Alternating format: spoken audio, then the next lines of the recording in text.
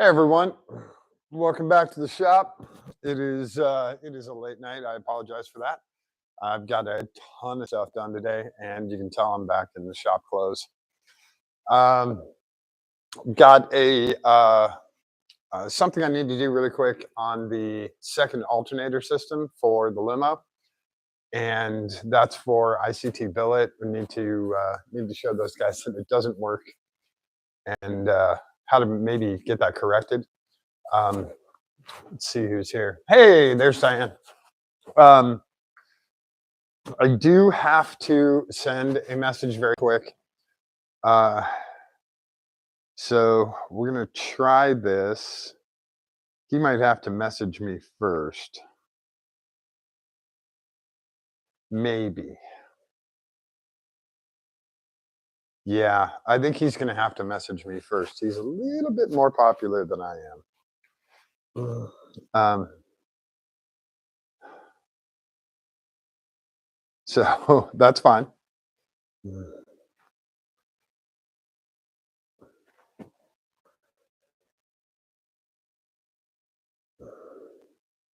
There's a part that I was looking at, and possibly a part for this car, an intake, and I was going to talk to a guy who would know about that, and he's considerably more famous celebrity than I am, and so I talked to a friend of a mutual friend, and they said he would be willing to talk to me. I just had that quick uh, tech question.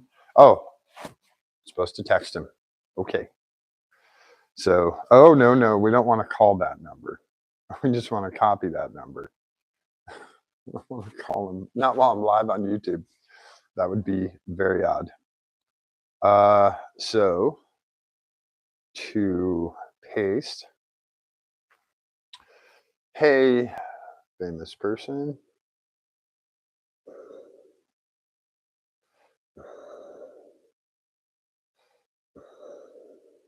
Oh, why does it always capitalize my name? Why is it helping me like that?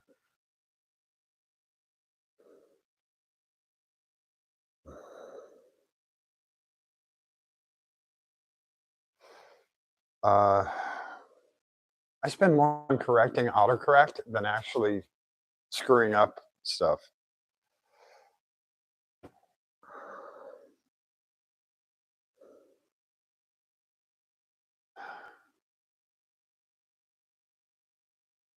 Tech question for you.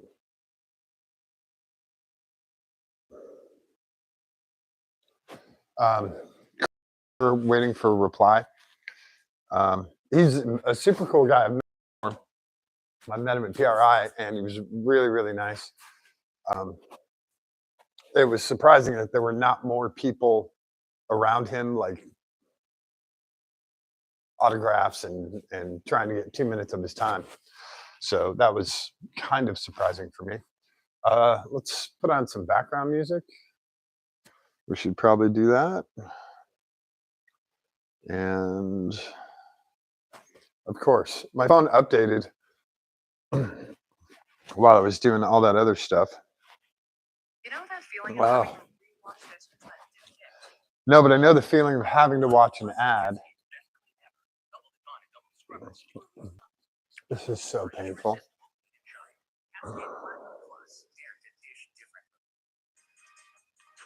Oh boy.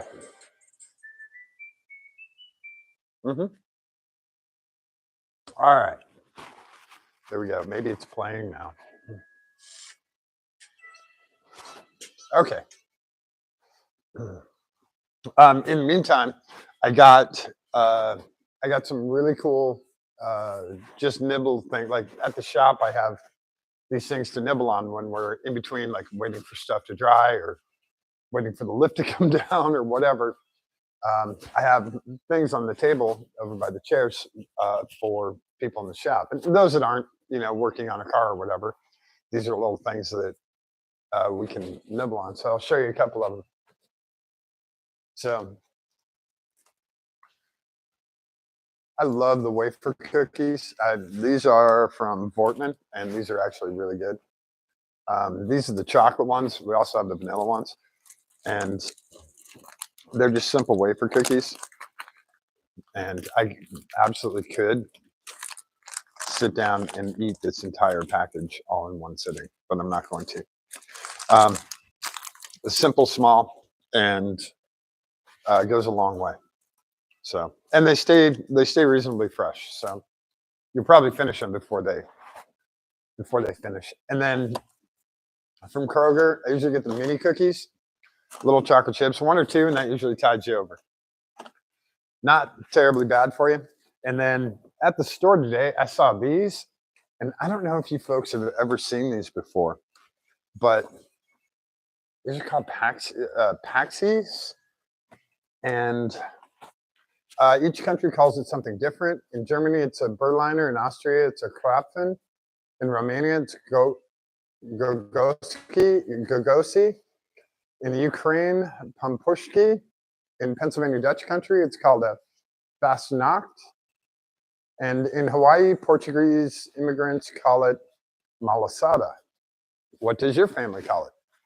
And these are cream cheese filled. And it's kind of like, it's hard to explain. They're kind of like a cream filled donut. I'm gonna find a good one. They're all actually pretty good, but it's not actually donut. It's kind of like a cake. It's not like a cake though.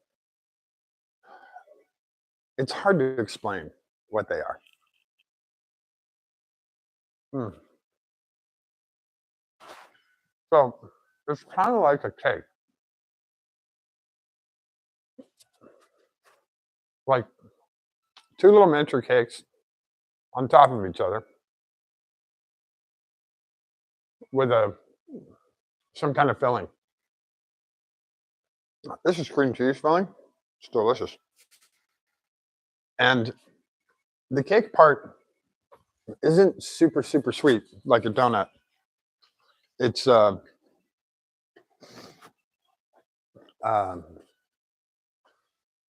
don't know. It's kind of like yellow cake. Hey, Leon. Oh wow. Oh yeah. Well, you're in Pennsylvania, so yeah, they would. Yeah, fast. What are they called? People may not agree how to pronounce them, but all are gathering to gobble up Paxi on Fat Tuesday, the day before Ash Wednesday. Immigrants from Poland pronounce them puchki or punchki or even ponchket. Ponchket. All are correct. Okay. So yeah, there's all the stuff. And of course it's backwards. Thanks, YouTube. Fashnot. Okay. Well, these things are great. And I'm dumping powdered sugar all over. Looks like Tony Montana's bathroom. So these things are awesome. And they're very filling. And it's tough, but there's actually cream cheese in there. It's not a lot. It'd be nice if there was more, but it's all right. These are really good. Really good. I'm sorry about my hair. I promise you'll get a haircut.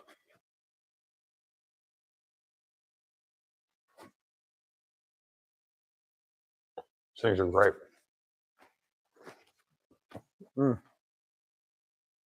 It's not really like a muffin either. It's kind of like yellow cake without sugar, and they're and then filling inside, and then they're put together. I don't know. It might just be one big thing, and they flip it over and fill it. I don't know how they make them.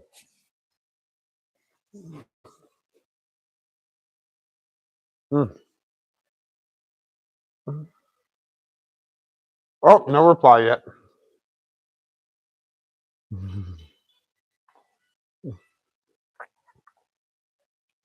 But these things are great. When I see them at the grocery store, I usually pick up a set. Sliced filet over mac and cheese. That sounds pretty good, Leon. Sorry, wild alien.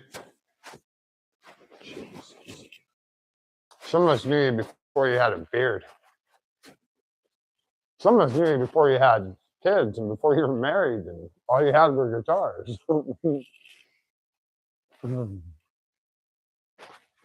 Some of us knew you when you were in college. By the way, Leon, you'll appreciate this. I got a really cool message today from Ken Birch. Very cool message. Had a nice talk with Ken. He's doing well. Still in Washington. Super great guy. Yeah.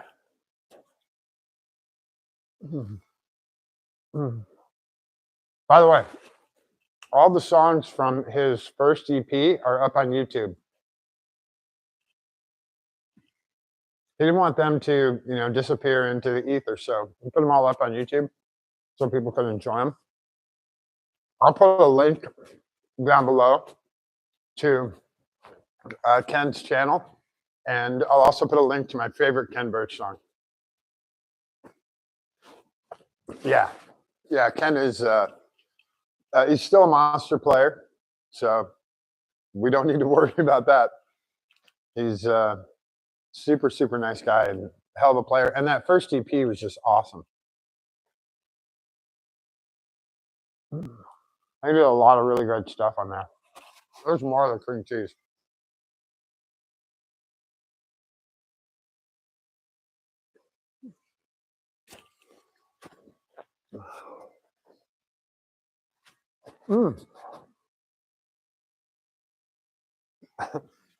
All the cream cheese is at the back. Like when they put the little injector in, they like filled up the whole back, and then the whole front was just cake. So now I have all the cream cheese at the back.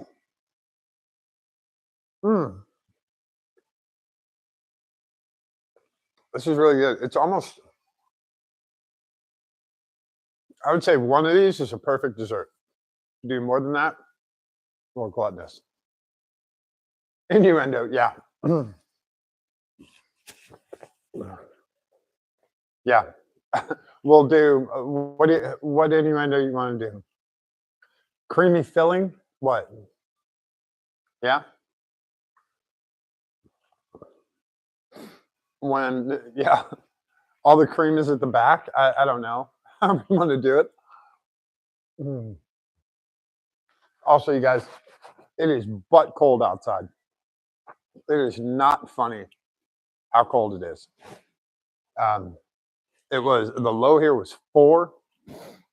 And then I saw places in the Midwest, Chicago, like 13 below, and Des Moines was stupid cold. Or I think Des Moines getting like this weekend, they're 17 below, and their high is like 4 below. Something silly.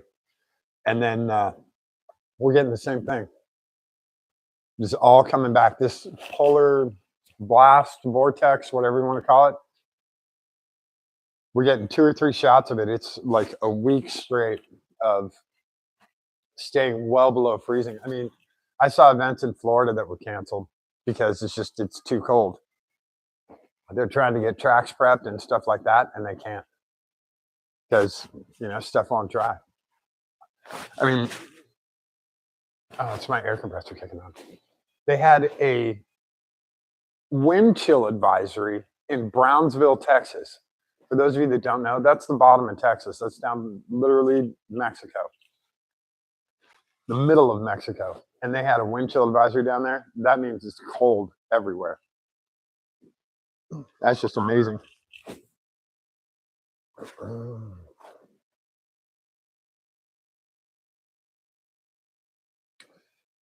Nick went to the t-shirt. No. Nope.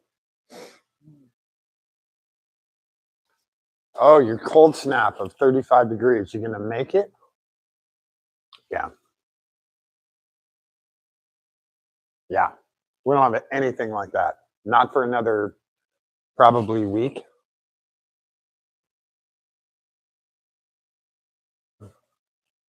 Damn, this is really good. The cream cheese is really good too. It's not too sweet. Sometimes when they do cream cheese, they just load it up with sugar. This is actually really good cream cheese. Got a little bit of sugar in it. All right.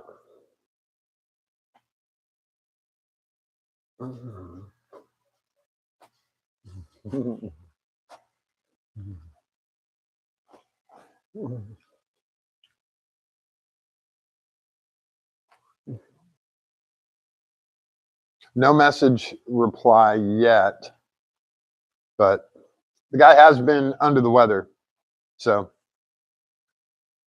we'll see. We'll see how it goes. I'm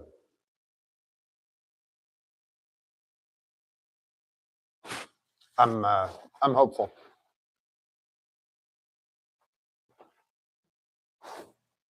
So, first thing we're going to do is this alternator bracket, and I'm trying to put my phone in. Oh no! I'm trying to put my phone in the other hand. We have 2 alternators that are going in the limo because we have 4 batteries. So, one alternator is going to it's going to recharge the 2 batteries on the right side. We're going to have a second alternator on the other side that's going to charge the 2 batteries on that side. So,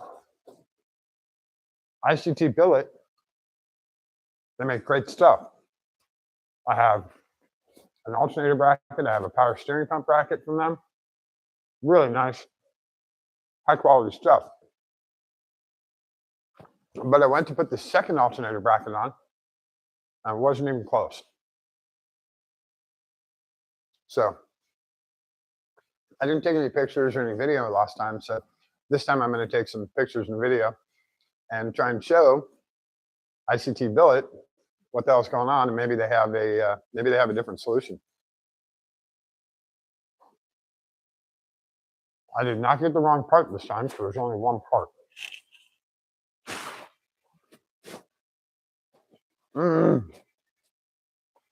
These things are great. The other good part, if you really want to, you can share them. You don't have to do a whole one by yourself.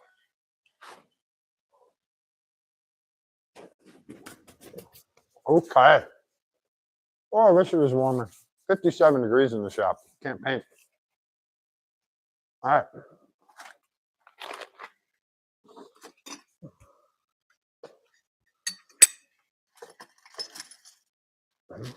So, here is our second alternator bracket. These are all very nicely cut parts. Our bolts and everything else. And I have my other alternator down there. So,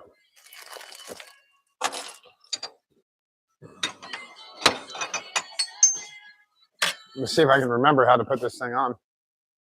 And don't forget, we are brought to you by Rockstar.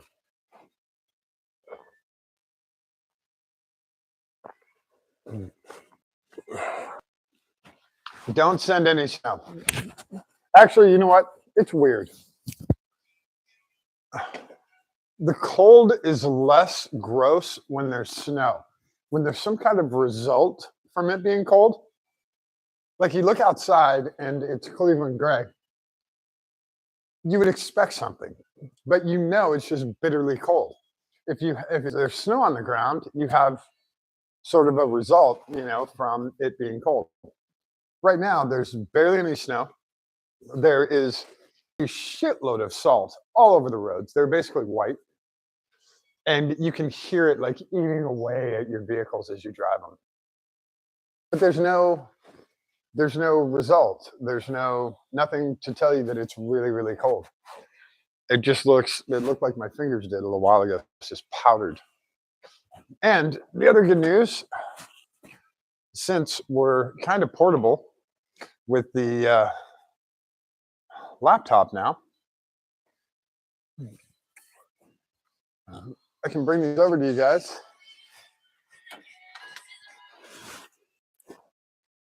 And we can light this up for you. Oh, I don't know how long that guy's going to last. Put him on charge. Nope, no charge. There we go.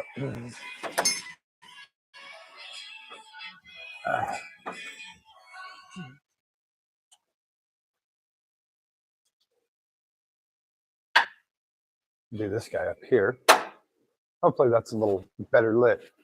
So the bracket goes over here on the left side cylinder head. And I got to remember how all this guy goes back together.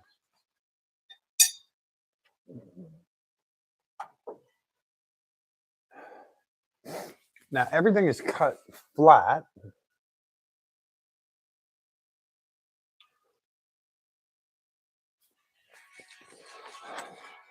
And this is our intermediate piece. Maybe it still has the, nope. Whoa.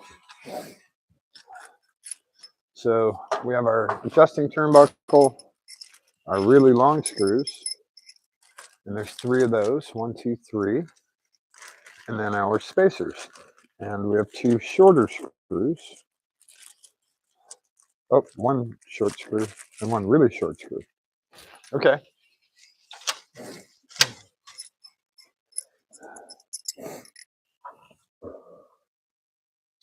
So this guy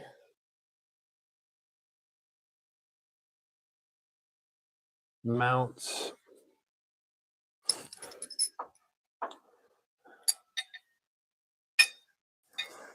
so ICT goes like this. Those go in there. And that guy goes through, he has a different bolt that goes through him. Nope. So that guy gets bolted in first. And here's our short bolt.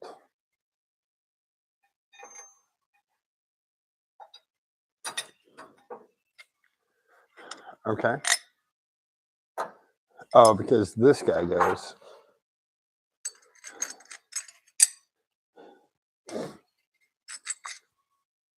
backwards like this.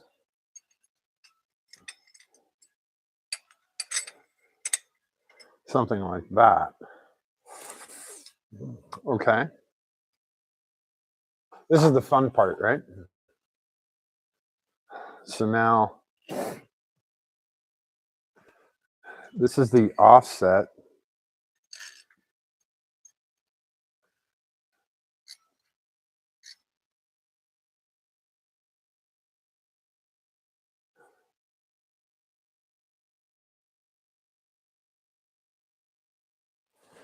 But I'm not sure.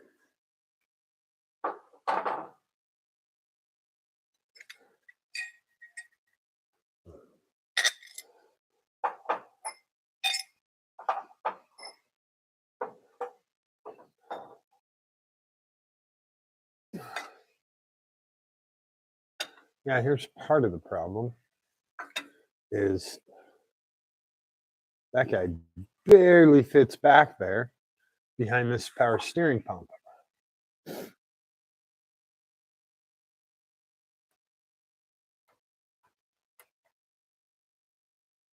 So we have to loosen the power steering pump because I have a bolt that goes back there.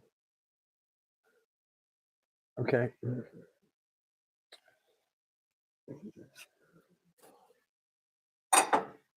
Those are 9/16. Yep. Okay, I can go loose too. And then this guy can also come loose, maybe. Oh my God. Ah, Definitely didn't want the power steering coming loose.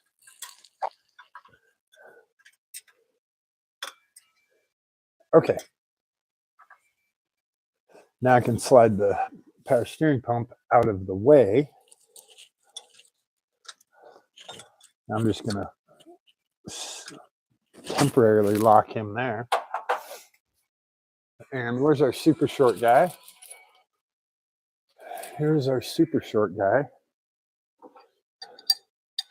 And let's find...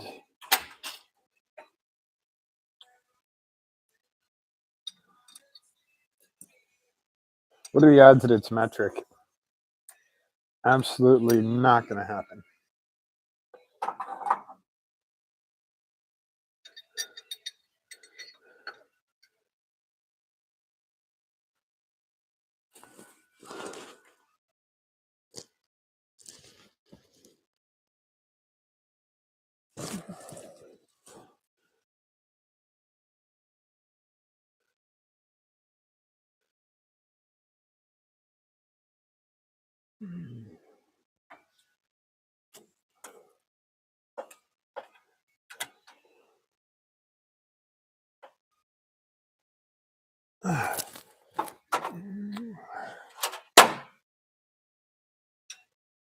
Where's my Allen?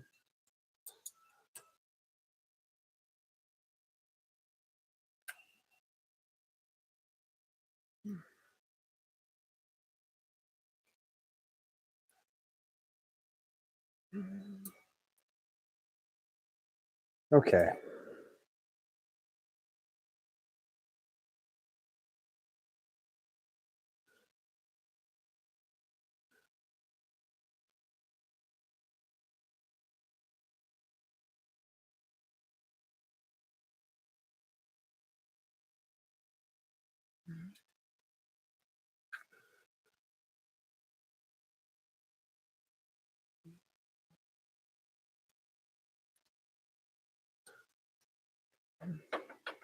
And the fun part is this head is not tapped for that.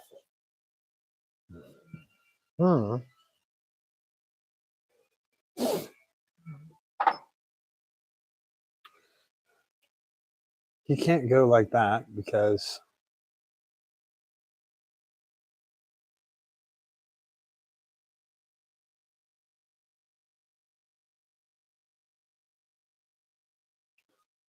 there is a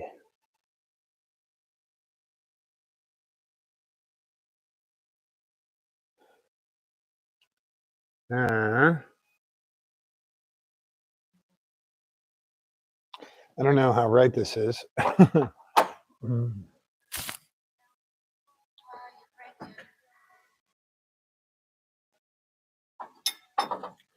Because this has a nut on him.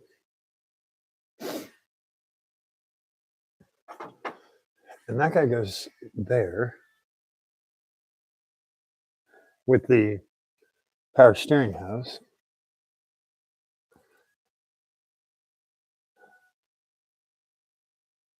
But what I don't have is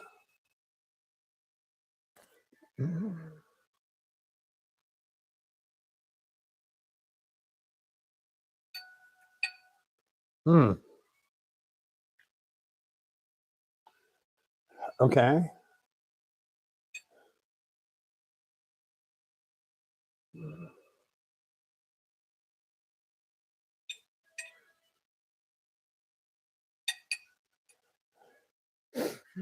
All right.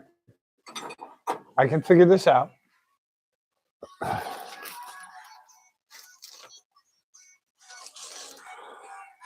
So these are our two long guys.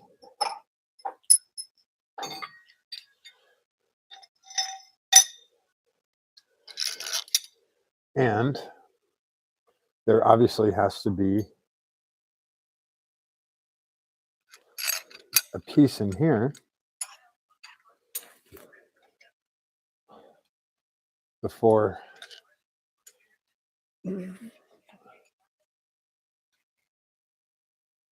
for that. Huh. All right.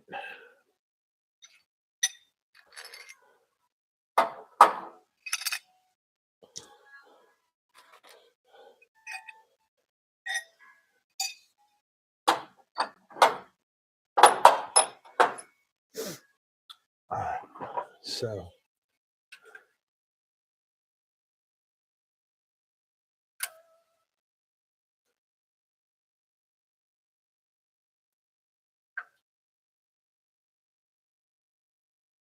Yeah, when things are colder, it definitely works slower.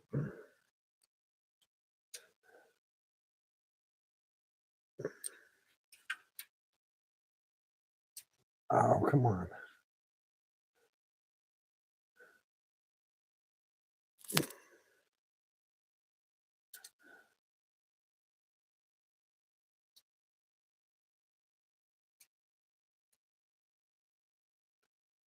Now, this blueprint engine is allegedly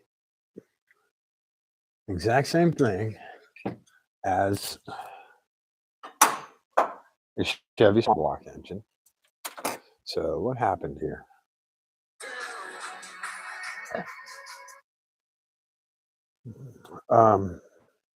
Yeah, YouTube, I'll rate you right now.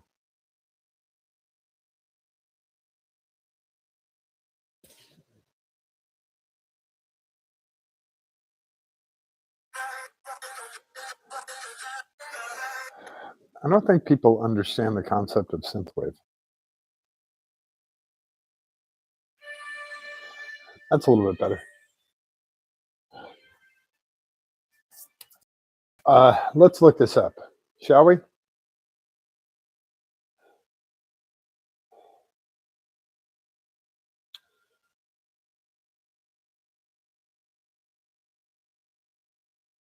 Whoops.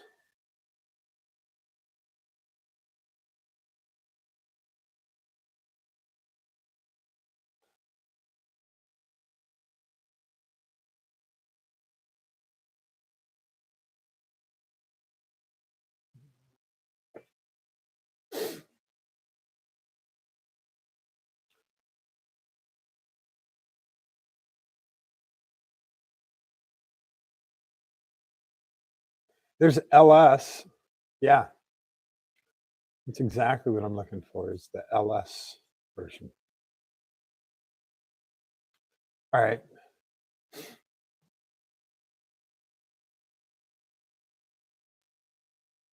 SBC. If you don't look up SBC, you will get everything LS all day, every day. That is, I guess, kind of a new standard.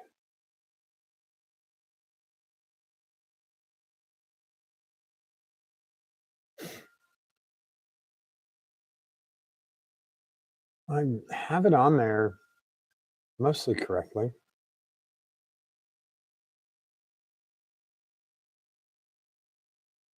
Oops. All right.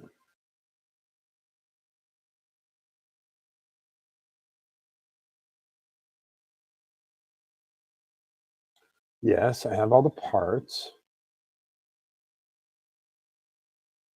Oops. That's what I'm looking for.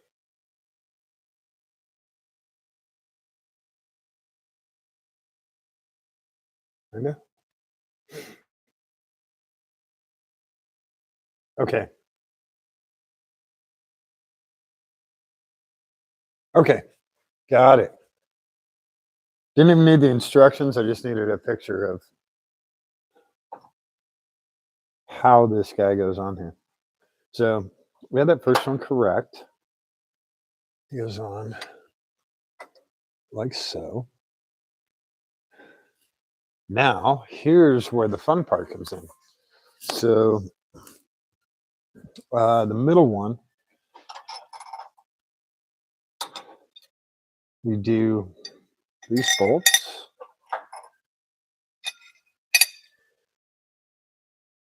So I believe we're using all three. No, that guy doesn't go all the way through. But now we use the two small spacers, smaller spacers.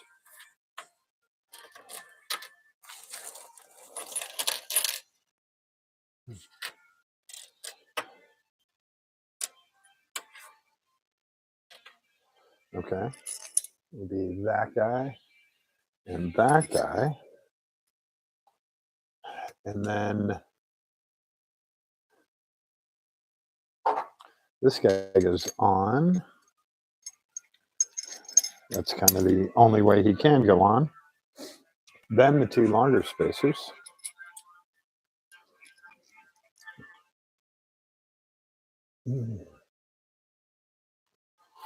Well, wait a second.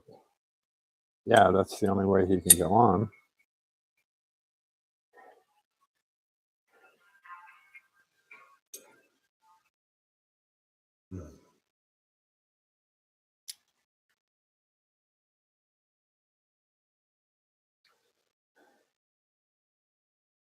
But how does that guy go in there? I don't have a bolt shorter than that.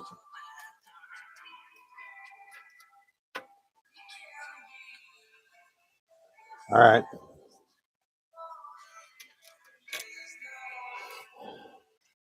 There should be another spacer there. But the only spacer I have is not the correct size.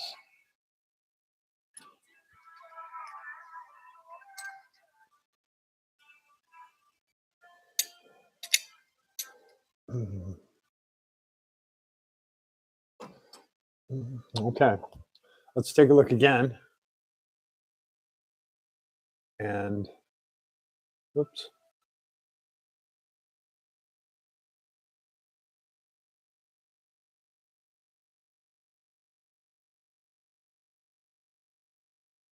Okay, so that other longer one is for down here for the alternator. And that's the third long bolt with the nut. Okay.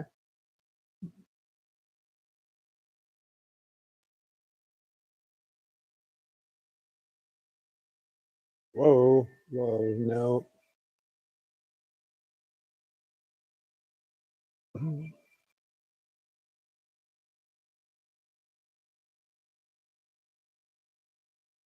Okay.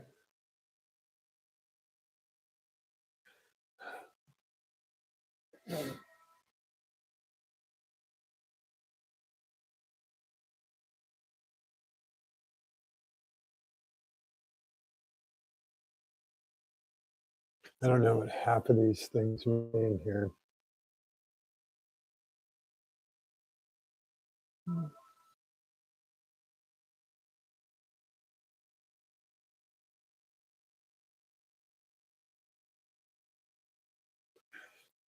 This product can, it's known in the state of California to cause cancer. The hell?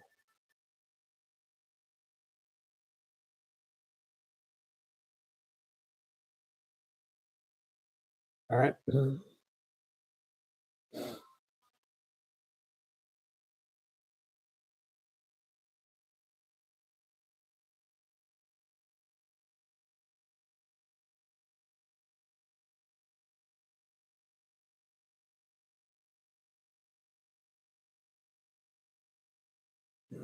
Oh, okay. So what number are we here? 551705. These make a lot of parts. This is usually really good quality parts.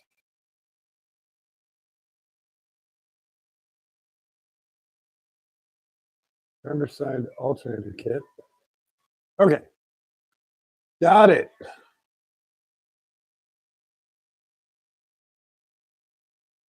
Yeah.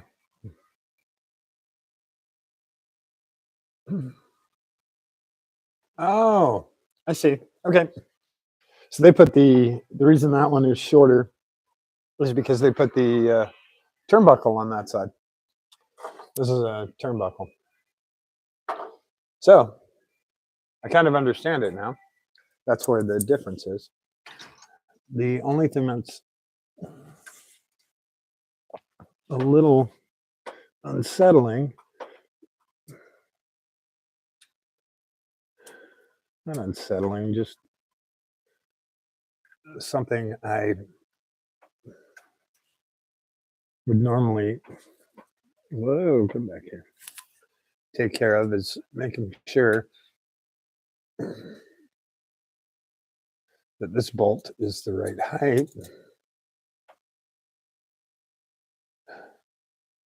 But these are SPC aluminum heads, so they might not have drilled and tapped them as deep as regular. And it's fine, it's not going to hurt anything. I just got a message. Oh crap, I think it's from Super Famous Guy. Oh, not that phone. Where'd my other phone go? Oh, it's in front of me. Sorry.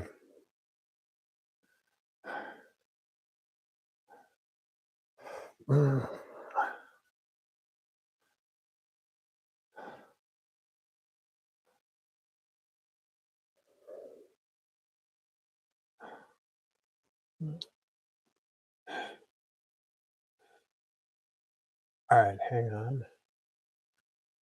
Where did my pictures go from yesterday?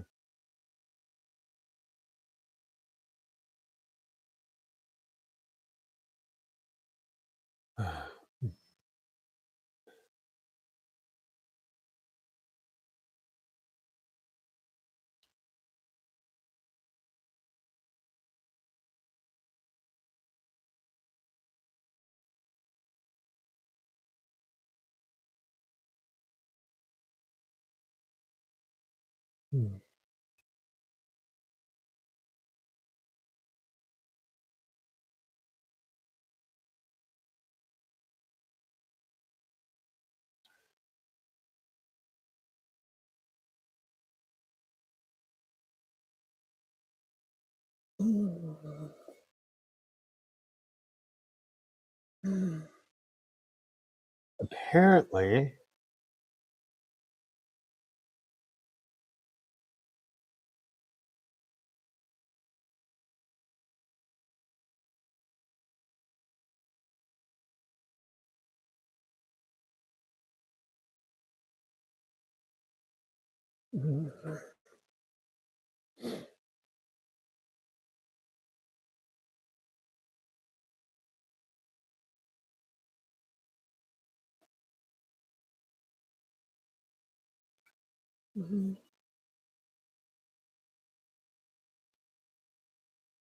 we're going to find out if we can get these something a little bit cooler for this engine bay.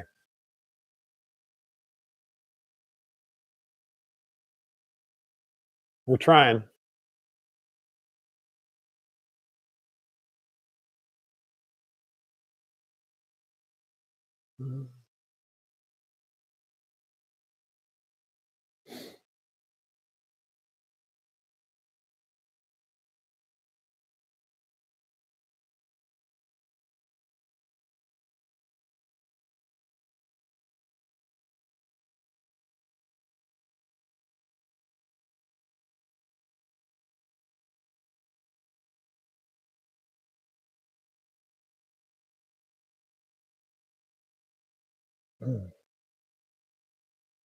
No.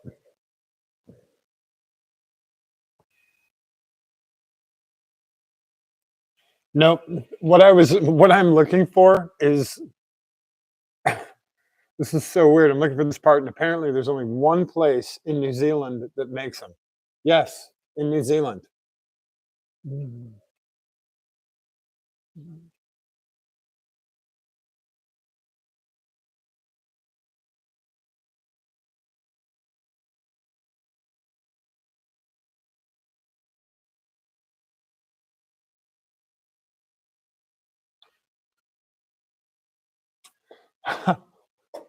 One of the okay, yeah.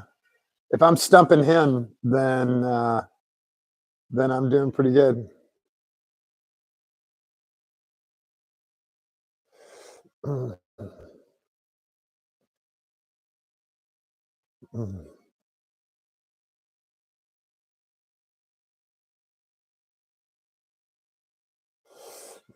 right, I tried. Sorry, folks.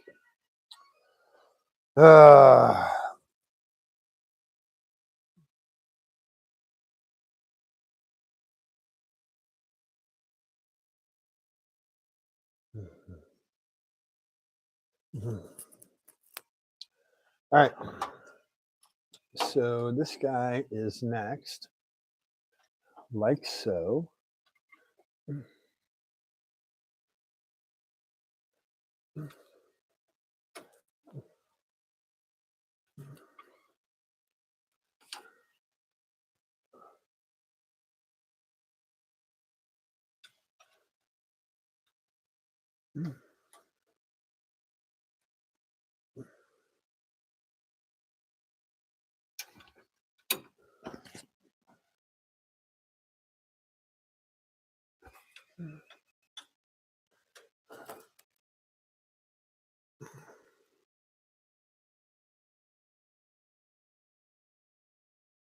All right.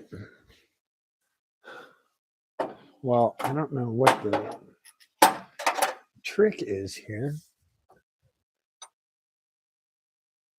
but that guy is not staying in place.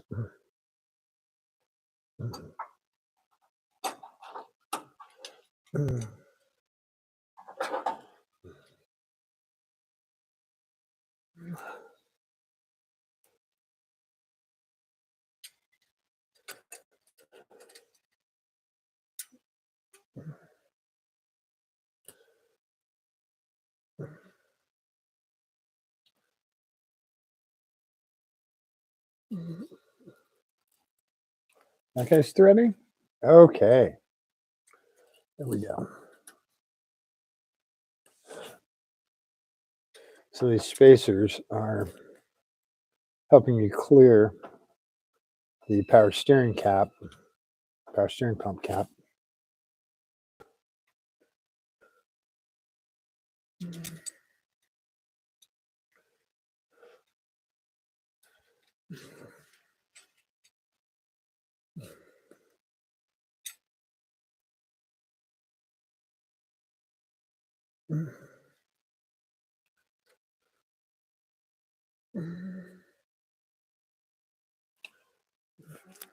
Okay. Normally, if I wasn't on YouTube, I would be using the electric to zoom these on, but since you guys are here,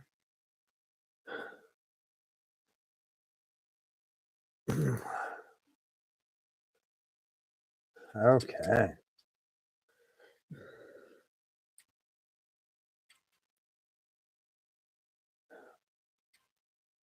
Okay.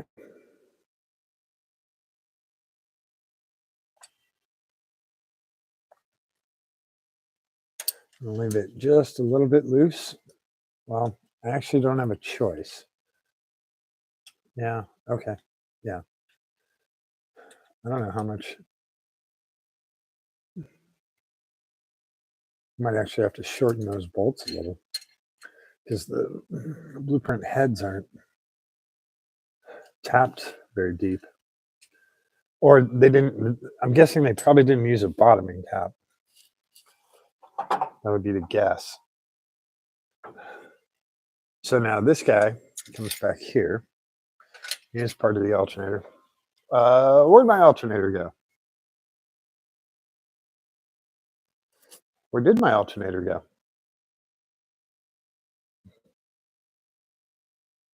Doesn't really matter. You can use this guy. Actually, I think this guy is deceased. What the hell is this? Oh, it's a dead rivet. Where's my other alternator? There he is.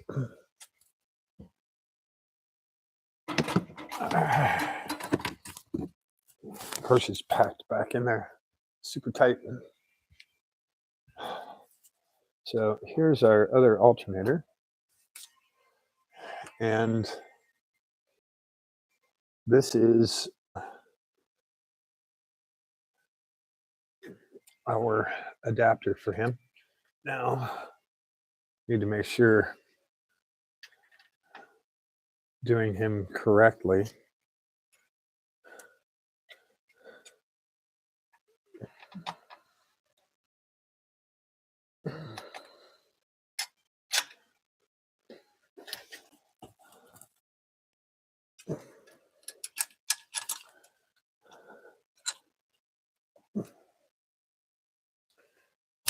On the back side of that, we get one of these.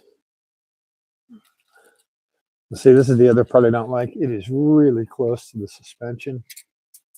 Are you kidding me? Can I just launch that on the ground?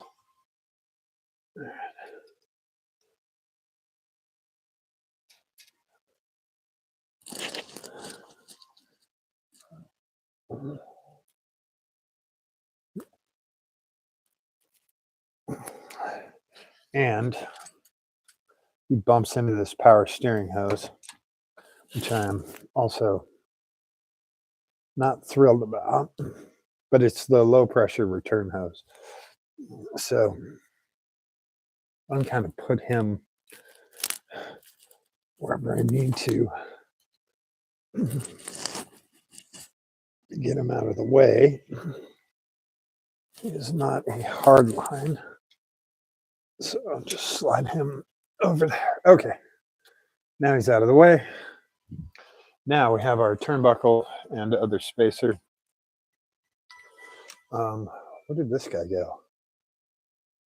Here's our other long one for the turnbuckle and spacer.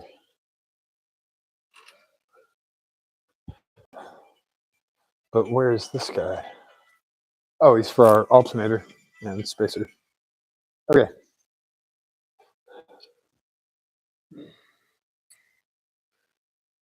So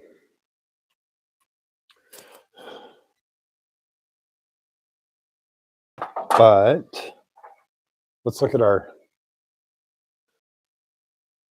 drawing again. And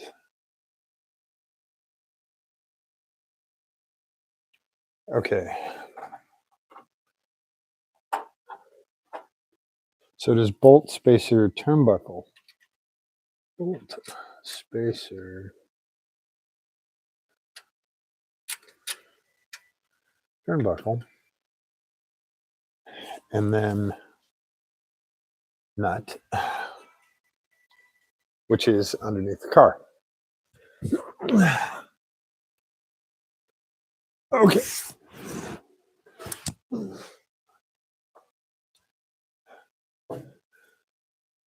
Try not to launch him this time. Okay. And then up here, where does he put?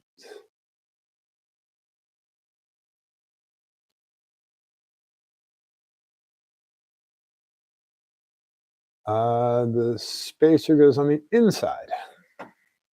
So it touches the alternator. Okay. Which kind of makes sense.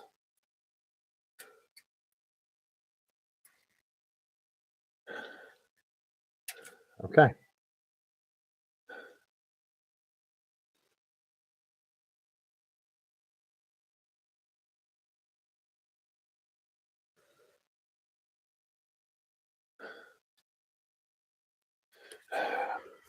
That guy is not a 9/16.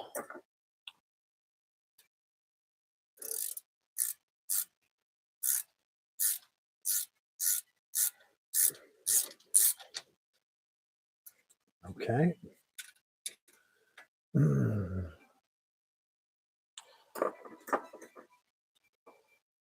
No, those guys are 5/8. They should all be 9/16.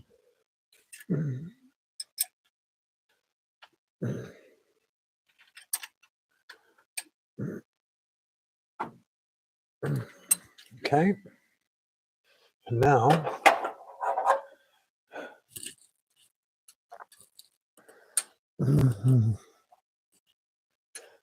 yeah, there are some problems here.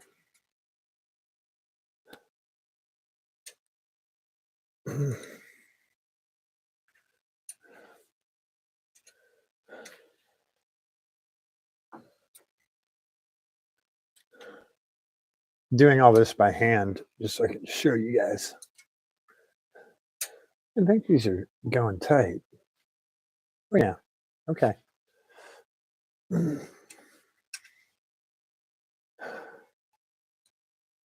So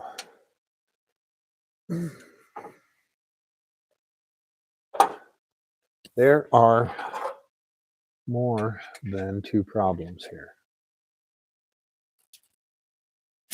Where's my 16th?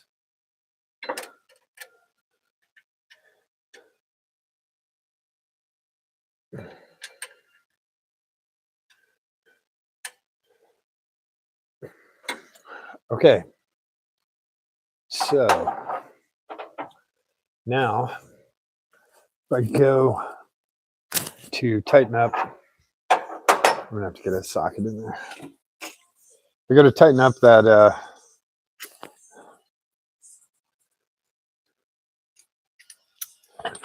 power steering pump. It's going to hit that belt even further. I can't even get a socket in there.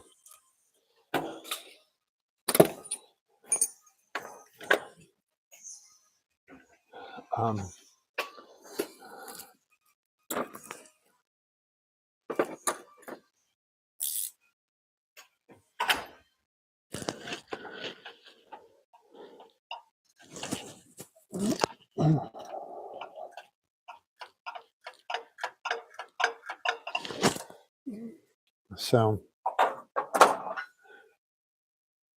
try and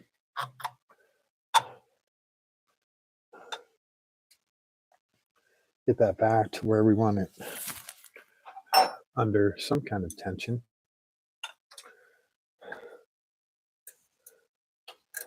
And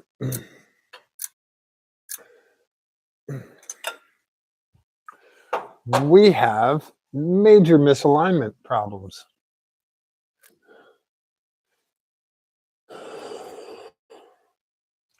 We have a power steering belt that actually touches this bracket.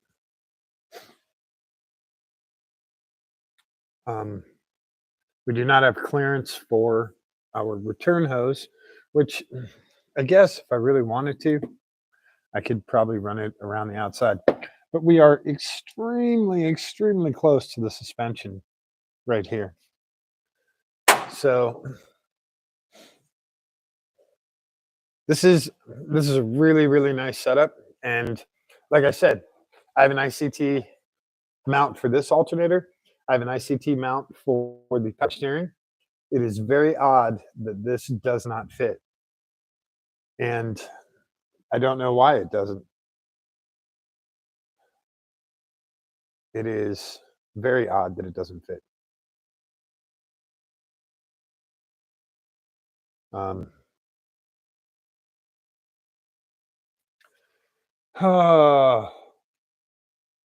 This is the fun part about building cars, right? Let's see what else we got. Good old Prop 65, yeah. Statistical process control. I don't know what that is.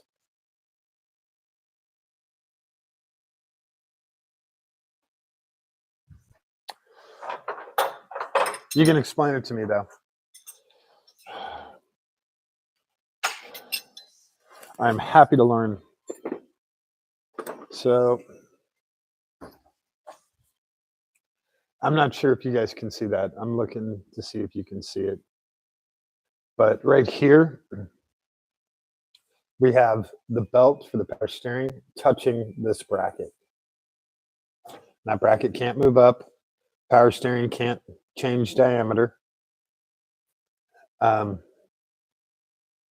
It's actually, I guess water pump pulleys are all the same size. I guess I could get a smaller water pump pulley, but that will then change the RPM on the power steering pump.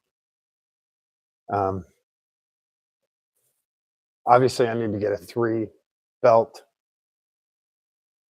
water pump pulley, because one for the power steering, one for this alternator, one for this alternator. But this alternator bracket does not work. And yeah, so I get a picture of this for ICT, and we'll see. Maybe they have suggestions. on how to take care of this. Whoops, I'll take 60 pictures of it. Mm. Mm. Mm.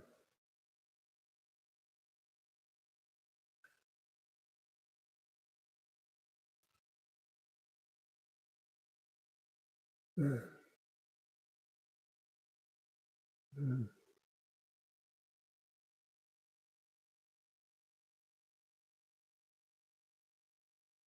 Hmm. So, no good answers on that, right?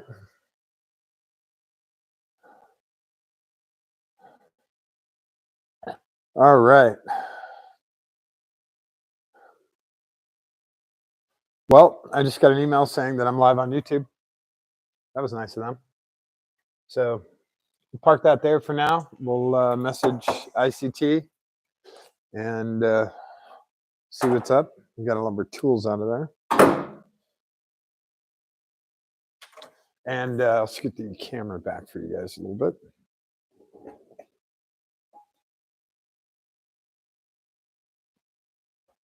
So, no actual answers on that, which kind of sucks, right? All right. Next part. Letting all the air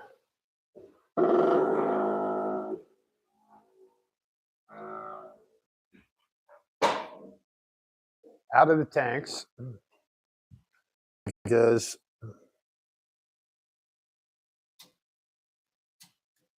we have a new air compressor to put in. I'm going to try and get you guys into the, I don't know how I'm going to do that yet. I got to figure that out. I'm going to try and get you guys inside the limo underneath with me so you can see how they're mounted. I don't have any secrets on my builds, like on stuff that I do in the cars. If if you're curious, just ask. But I don't try and hide anything or do anything top secret. It's all very straightforward, and the goal is to be bulletproof. You know, this needs to start every time, run every time, and drive every time. So that's what we're trying to do. So in this car, in order to maximize space and keep stuff off the floor, because what's going to happen is that water is going to slosh around and it's going to go on the floor and stuff's going to get wet. So I mounted the air compressors up on the door. Can you stream from an iPad? No, you cannot, Leon. Not until you have over 50 subscribers. You cannot stream from any portable device. That's YouTube law. And yeah, there's ways around it, you know, OBS and all of that stuff. But yeah, I need a bunch more subscribers. When I get subscribers, then yeah, I have the iPad, I have multi-camera, I have a whole ton more options. I don't have to rely on the laptop. Now the laptop's not bad, and the only downside is it's a really big laptop. It's the biggest laptop Apple makes, so that's kind of the downside. But I can get a bunch of light in there and sort of get the camera set. The problem is there's a hot tub in the way, so that makes it a little more difficult. But yeah, I gotta pull the seats out too, and you know all of that jazz. Not that the seats are mounted in there. I'll show you how hard it is to take the seats out of the car. Oops, 11 o'clock. This is how hard it is to get these seats out.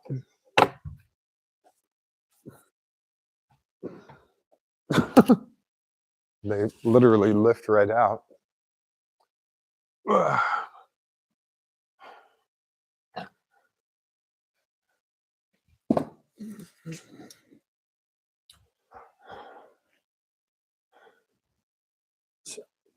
compressor there, that right there, air filter and screws and stuff can go right there. Controller over there. Fold this guy.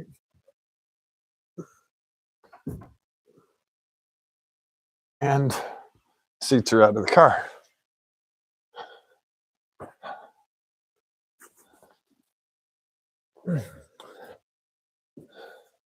There we go.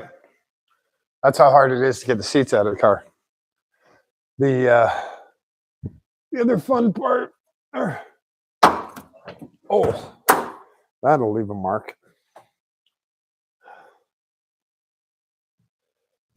is getting in here.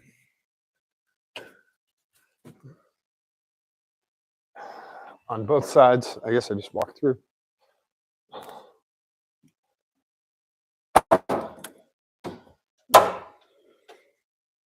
Yes, it has door poppers. Were you expecting anything else?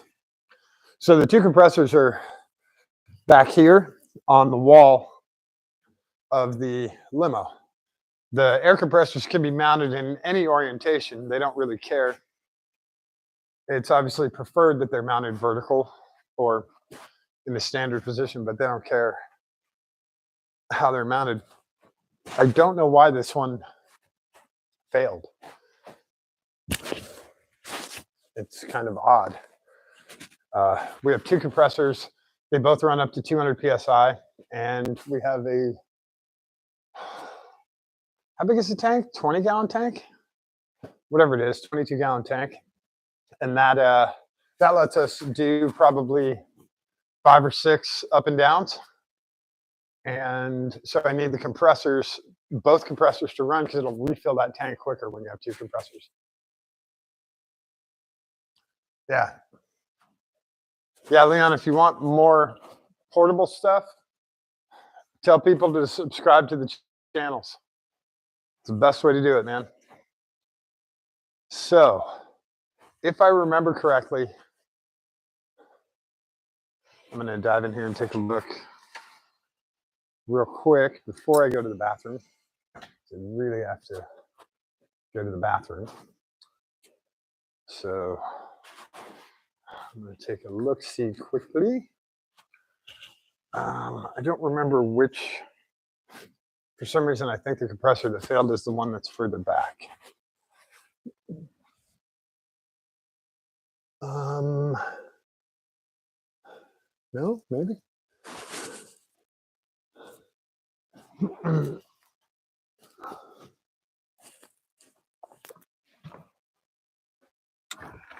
Yeah, it is. Okay. But that's okay. There's also just a ton of temporary wiring in here. So, okay. And the good part is I can get this wire out from behind that, which would be nice. The hardest part is where these guys are bolted, because they're bolted horizontally. Oh man, what a mess. What a mess. It's okay. This is all the fun stuff we deal with, right? We have a lot of temporary wiring in here. 2 relays.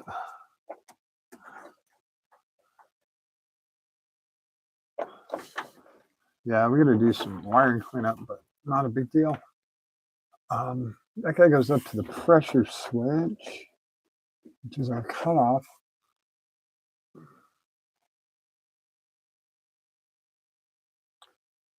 Oh, and then, yeah, I'll be able to get that thing out of there. So, hug. This is the hardest part because the mounting screws and all that stuff. Oh, wait.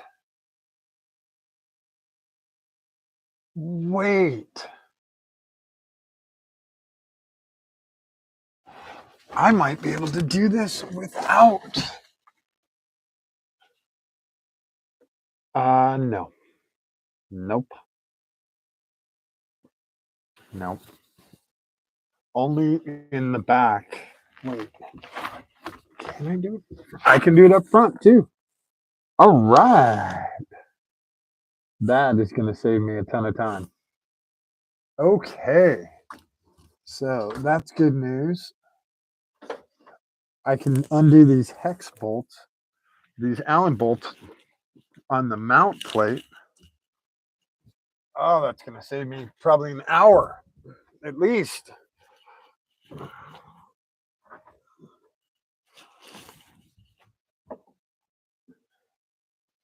Yeah, it's fun rolling around underneath in there. You wouldn't believe how much room is in there. So I'll show you guys on the compressor what I just figured out.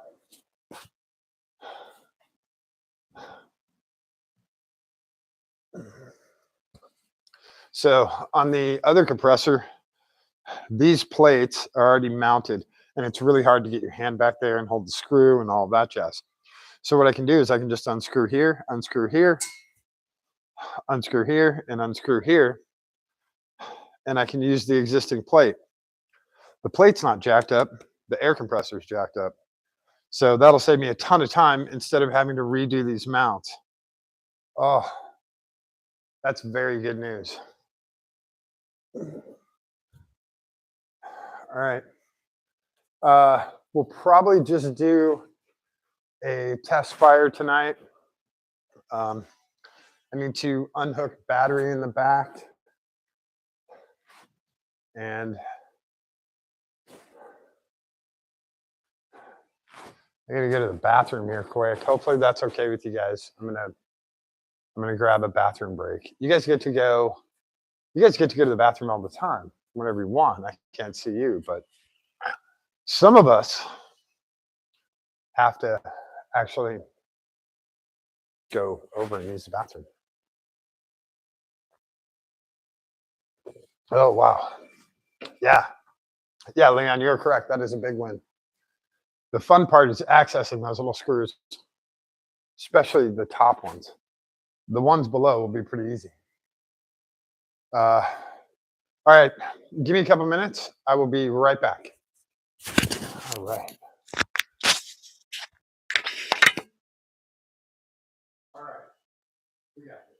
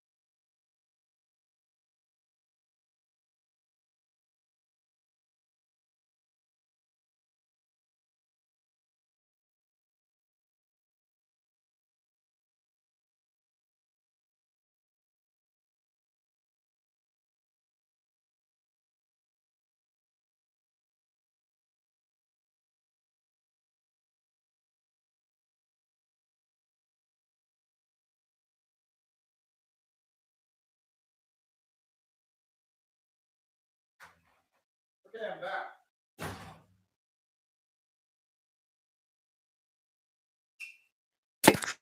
Whew, that was fun. It is brisk outside. Just to let you all in on that little secret. All right. Let me see if I can get some light and the compressor or the laptop down there.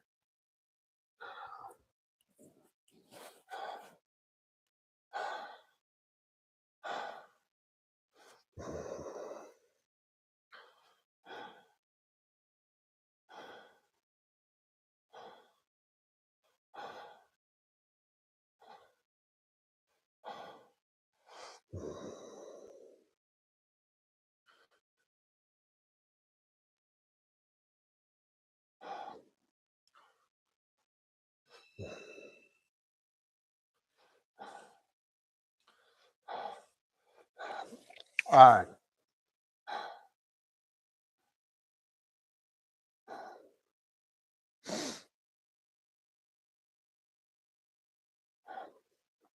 All right.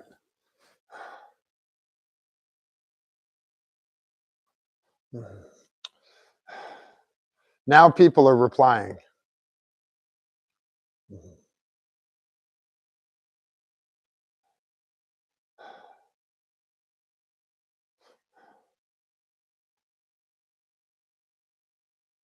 All right, Brian is not coming over tonight. Just found that out. Where is our, okay, we have our super bright light over here.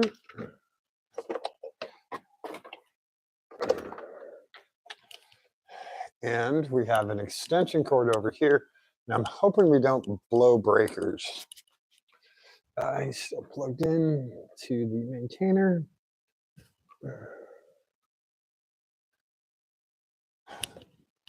So let's plug him in. I'm going to see if we can get at least, this is a very bright light. There's no dimmer switch on him. So, hey, I found the registration for the limo. All right, we have some pretty good light there. And I think I have a spot for the laptop. So I'm try and get it in there. I'm gonna have another cookie. I hope that's okay with you guys. These are kind of tempting.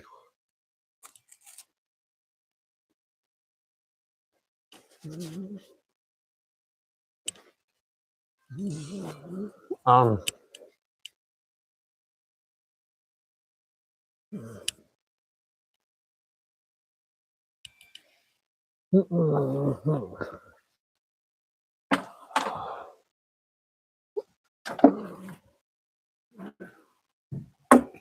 okay.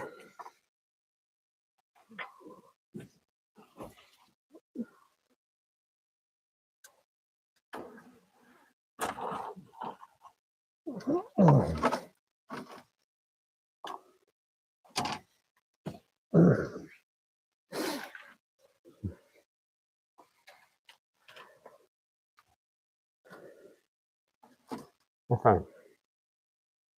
Wait.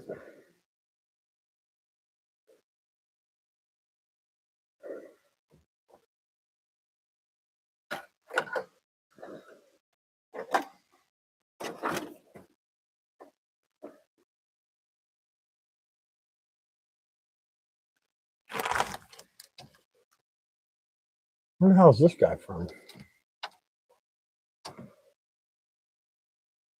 Oh.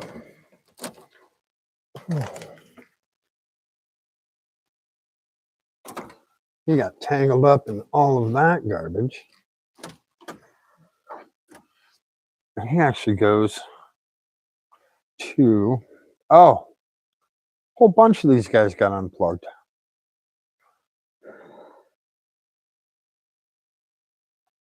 Oh, damn it.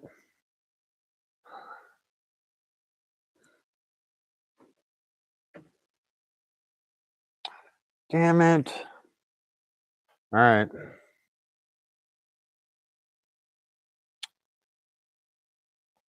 We're gonna have to do a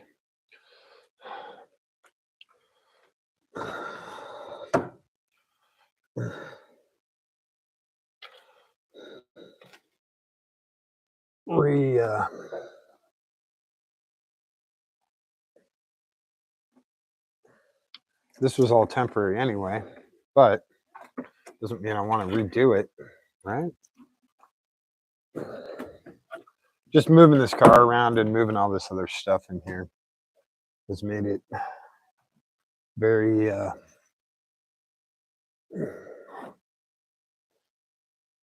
easy for stuff to come detached. So it's kind of what happened here. And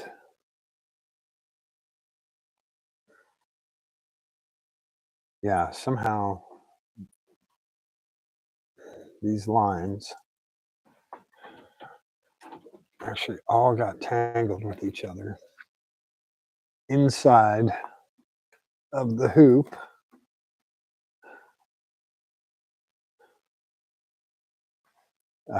That's fine. Okay. This is fine over here. This guy can stay here. It's fine. Get the air filter out because we don't need him. All right, let me see if I can get the laptop down here and mounted kind of somewhat normal-ish. Get some of these lines out of the way. Maybe.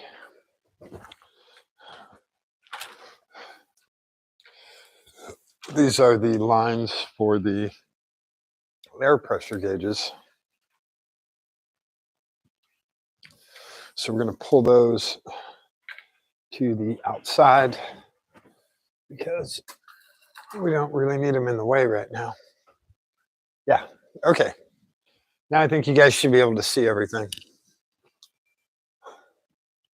Okay, here we go. Let's try this out.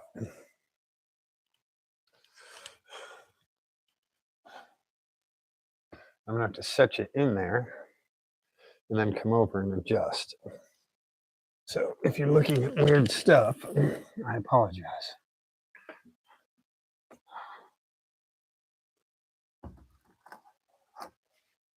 Oh, that's not too bad. You can kind of see the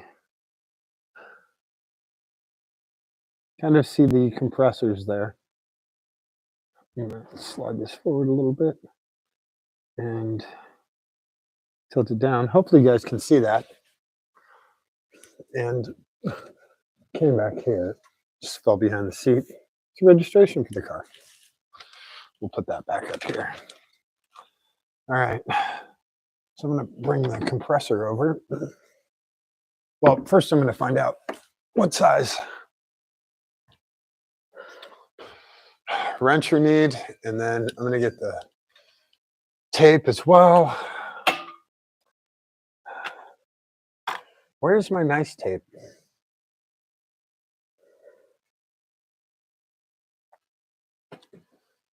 I have a really nice roll of Teflon tape. I don't know where it went. Oh, Brian forgot to put a couple of tools away. Naughty, naughty. Might be in supplies. Yeah, here we go. There's the good tape. So got that, put it in the pocket. Wrenches.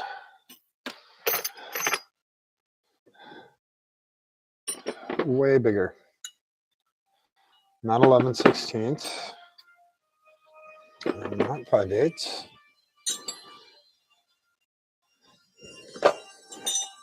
17 mil, too big. 16 mil, too small.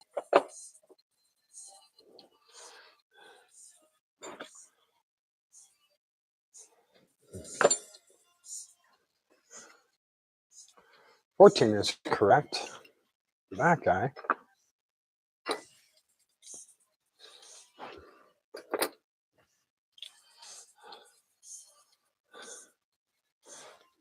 See, I think he's a 5/8, but he does not fit. I got this weird fuzz on me. So 14.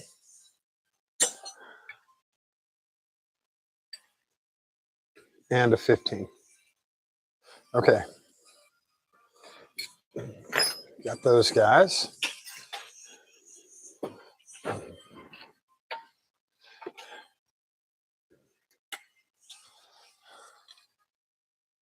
Nope.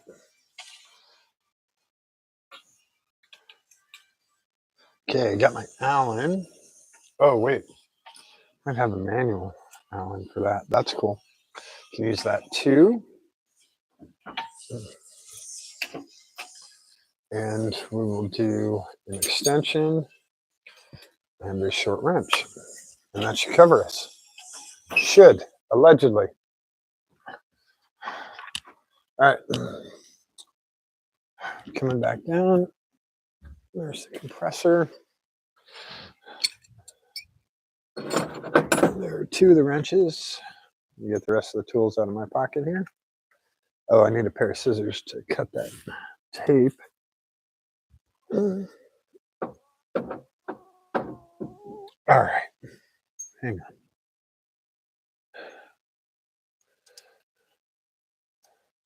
on. Okay. And a pair of scissors for the tape. A lot of guys just rip it, but I prefer a nice smooth cut. It looks a little bit more pro, and I think it helps seal better too. That's just me. God, I gotta go back through those instructions again. Ugh. All the wiring for the switches. Okay. Coming down to join you guys. Hopefully you can see me here. And I hope I'm not going to block all of this. What the hell is this for? I don't know where that guy goes. Oh. He is for this, and he is one of the lock screws. Now this guy is all, he doesn't need this anymore, but he was all protected when I was installing this up on the wall, because this thing is also installed on the wall.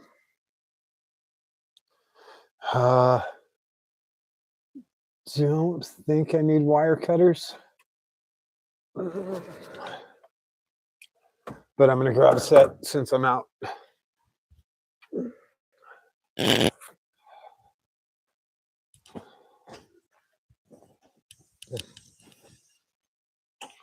Just in case.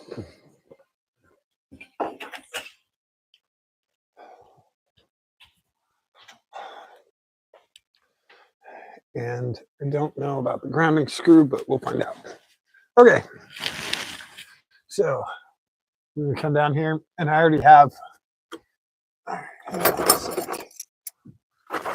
already have a foam pad down here. So set all of those guys right there. I'm going to try and scoot back here. And the compressor's ground goes up there. And of course, I don't have a driver for that. All right, so let's just do what we can here. This guy is going to come off, and he should swivel. So we have no problem taking it off. And I think the tank is empty. Oh, you know what? I need to go turn off power to everything too. So we'll just empty this out. Now, normally on the back side of the tank here, oh, there's still some air in there.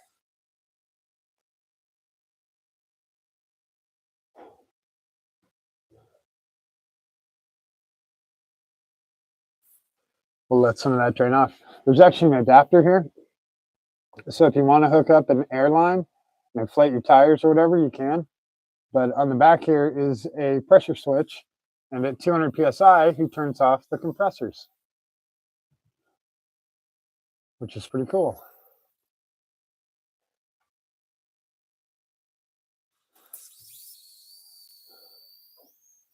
There really should not be any air in here. I don't remember which way this guy goes.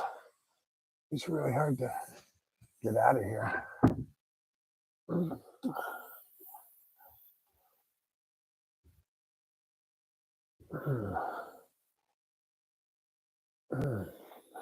Need pliers for that guy.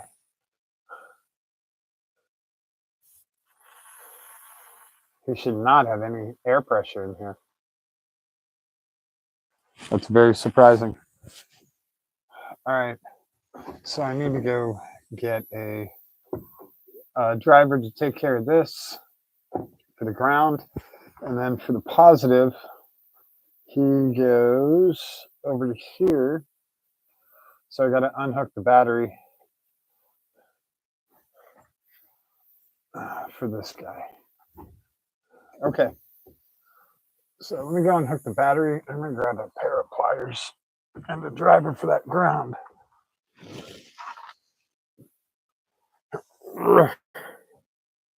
I'm close.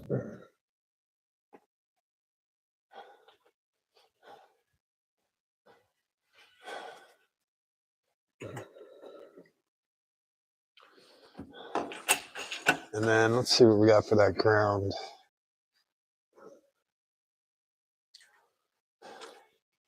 An 8. I think he's an 8. Grab some Rockstar while we're here.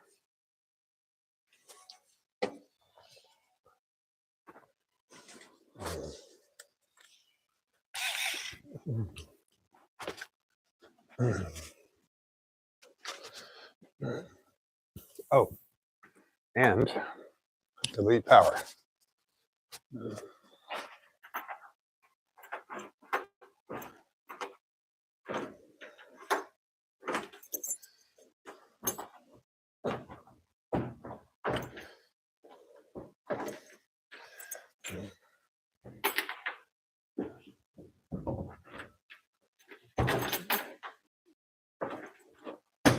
Wow, latch is being finicky.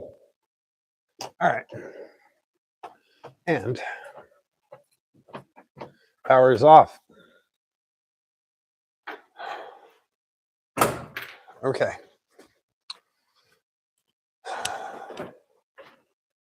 So there we go.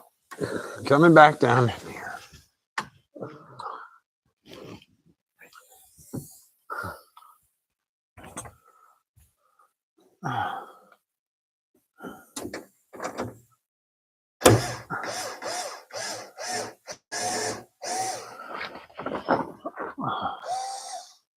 Okay. My ground is off. We will zoom this ground back on here temporarily. Okay. And let's get this thing draining a little bit quicker. I don't remember which way this turns. Yeah. Sorry.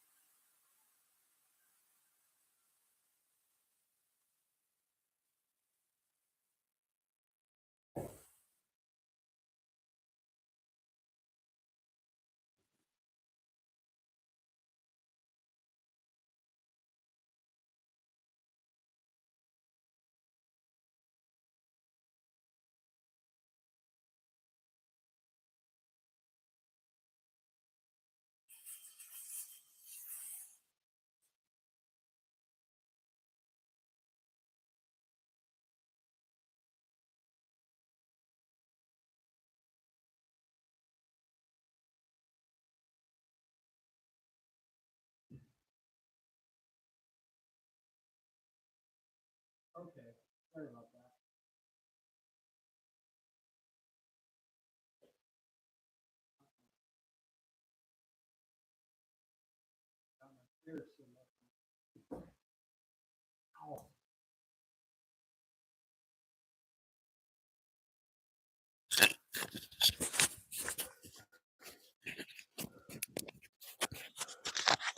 Yeah, sorry about that. I didn't know there was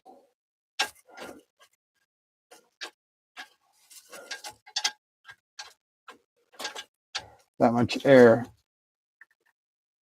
left in the tank. So my apologies.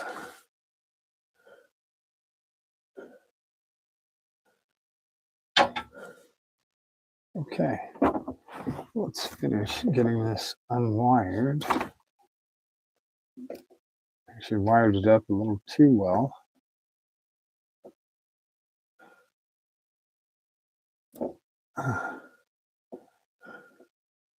Why is my phone buzzing? It's like what, 11:30?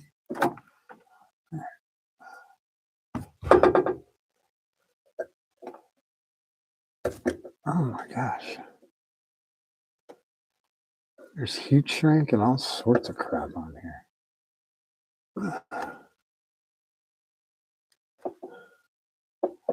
And this power line is hooked into this relay.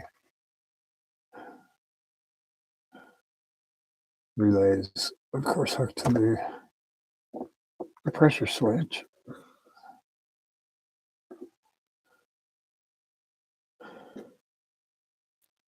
Oh, because he's a... I see. He actually has a connector. The yellow line has a connector. That is making it difficult to take this stuff off. Okay. Oops. All right, there we go. Oh, no, sorry. The red line has a connector. The yellow line does not have a connector on it. So we are clear on this red line. You can come out of here. It's a pretty heavy gauge, 10 or 12 gauge. And then our ground, we need to separate from the ground for the relay. It's just wound around this. Okay. That works good. All right, now we can take our compressor out. Let's see who's messaging us first.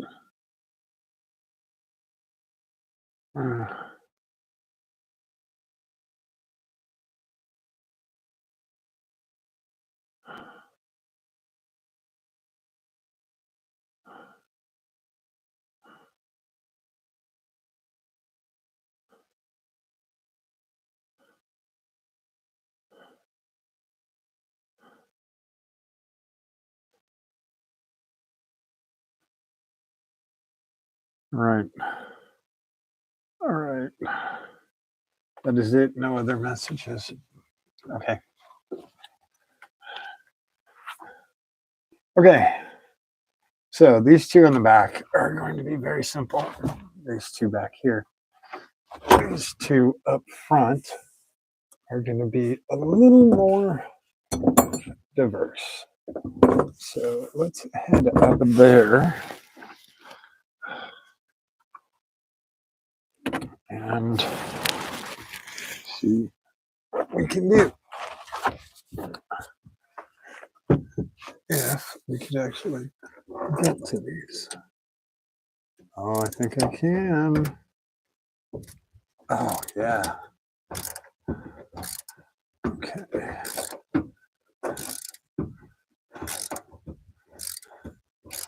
Now the catch is up in the front, they are half of what hold the head, the motor head on there. So.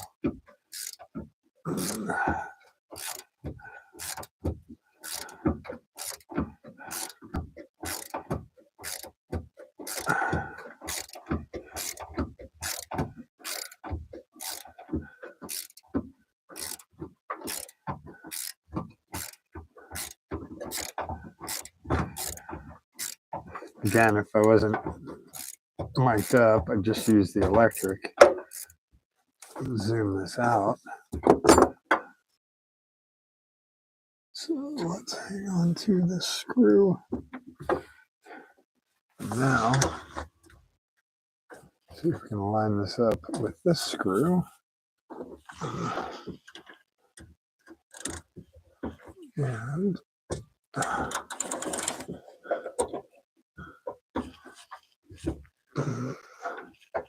there we go.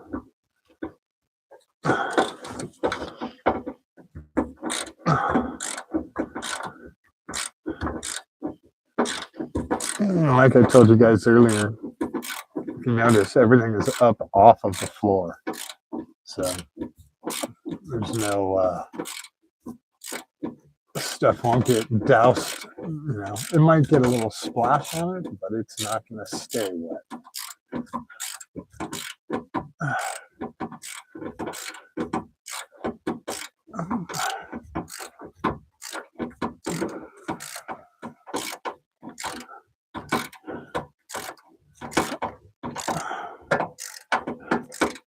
It's going to be hard trying to hold on to this screw.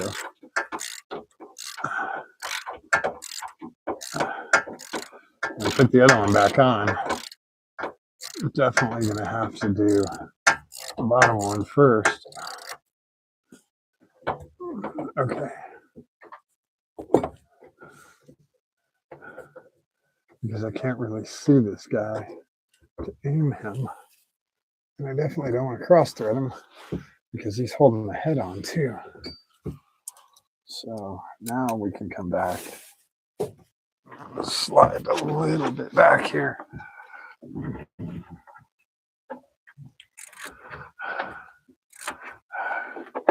Make sure that guy comes loose. I'm going to do the top one first.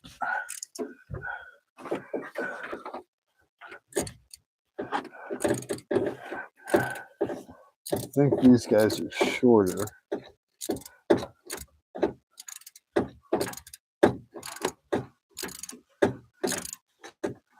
I think.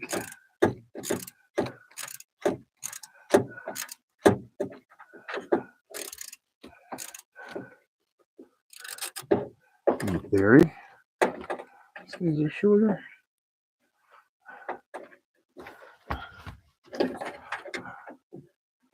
I'd probably use all the same screws would be my guess.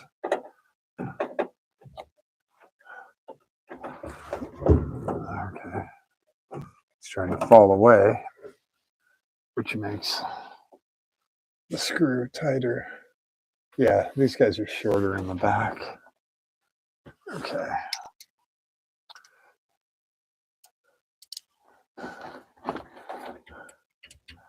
So normally this tank and all the compressors and everything would go in the trunk. But in the trunk here, we have water tanks for the hot tubs, so we can't really do that. Okay, this is going to be interesting.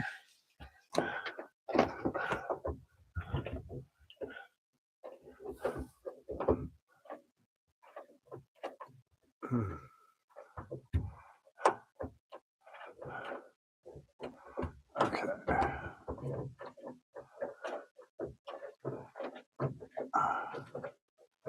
Oh, wow. This compressor is really heavy with just one left hand. Okay. So our old compressor is out. That is good news. Just set him back behind my butt. You get this wire is trapped here behind this. So since he is loose now, I'm going to bring him on the correct side of these so that he is no longer trapped there. And just for neck's sake, I might go pull that bracket off.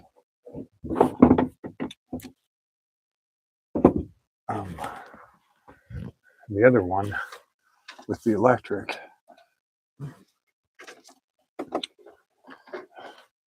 so that I can get it mounted here.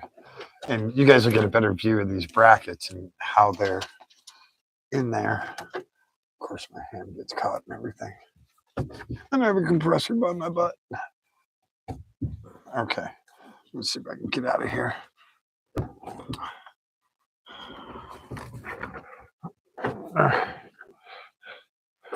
need that 14, don't need that guy. Well, yeah, we do need that guy. But I don't need the 14 right now. All right. God, this is not good for someone who's 6'1", I swear. All right. There's the old compressor. We'll put him away. I don't know what happened to him. There's no signs, definitive signs saying that he's screwed up in any way.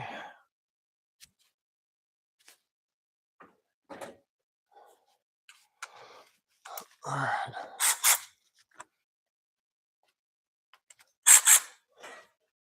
All right.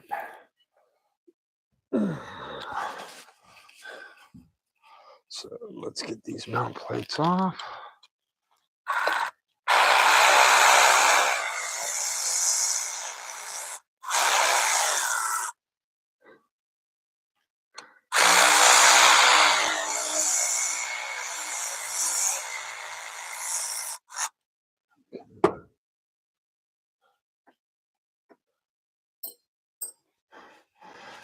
And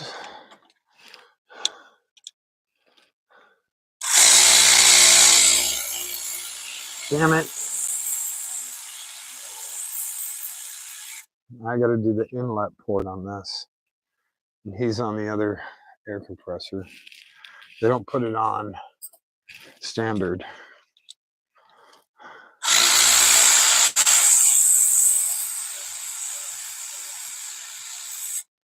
It'll only take a second. I apologize. All right. Get those two mounts off. But yeah, this, I don't know if you guys can see it. They don't put the inlet port on here. So I got to take them.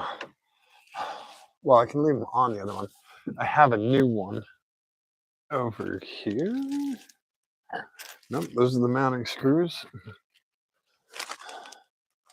No. I don't know where the inlet port went, so I'll just use the one off the other one.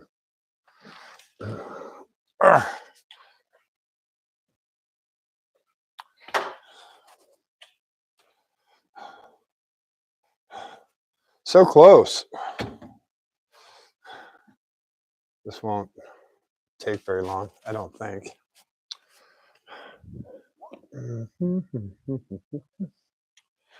Just need right wrench. That one's a little big. That one's also a little big. And that one is too small. It's not 3/4. So I guess he's 13/18 or 13/16.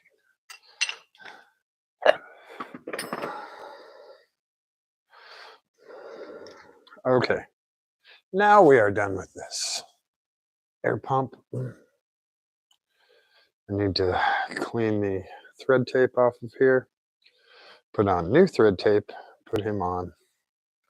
Wow, that came off in one round. That was pretty slick.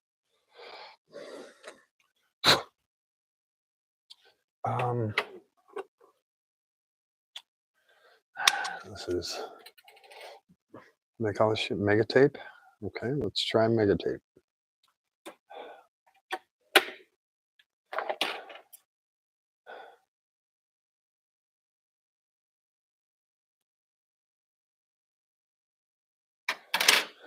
All right.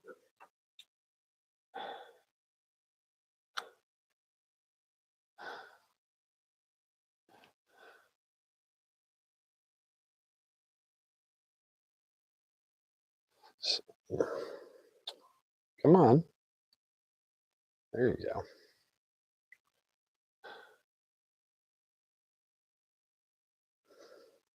Just need a couple of laps of this stuff. I'll do the same thing down there.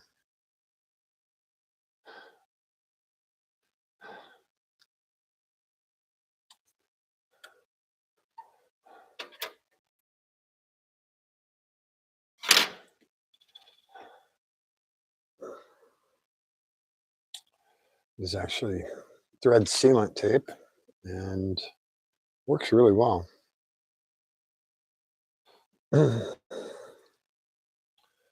There's also thread sealant paste, but that crap goes everywhere. It's kind of like anti-seize in a way. So we use this stuff. Gives a nice seal. A nice seal. Oh yeah. Plus, it's silver gray, so it sort of matches. And what do I do with that 13/16?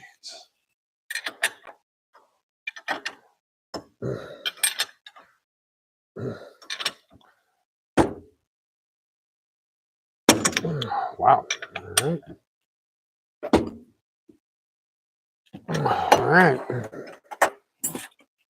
Hopefully we don't have any leaks from that. Wow. There's a good magnet in there. All right. So now we can bring this back down.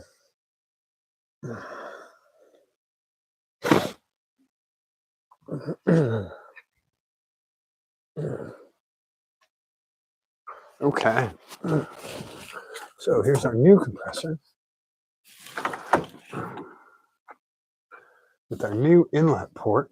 And you know what? I'm going to bring this. I know you guys are probably going to dislike me for using it, but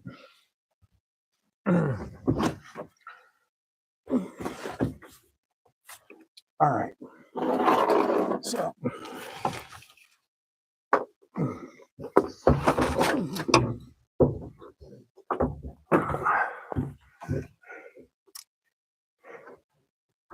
going to start with bottom back, or bottom top, doesn't really, or back. Please don't lose that screw.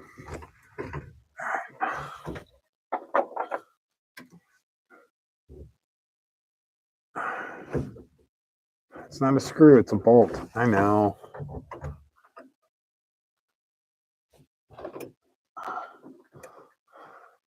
It's hard when you're laying down like this to try and get the right depth perception.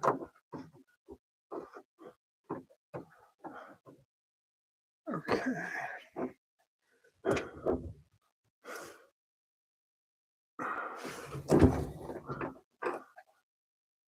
You have kind of weird angles.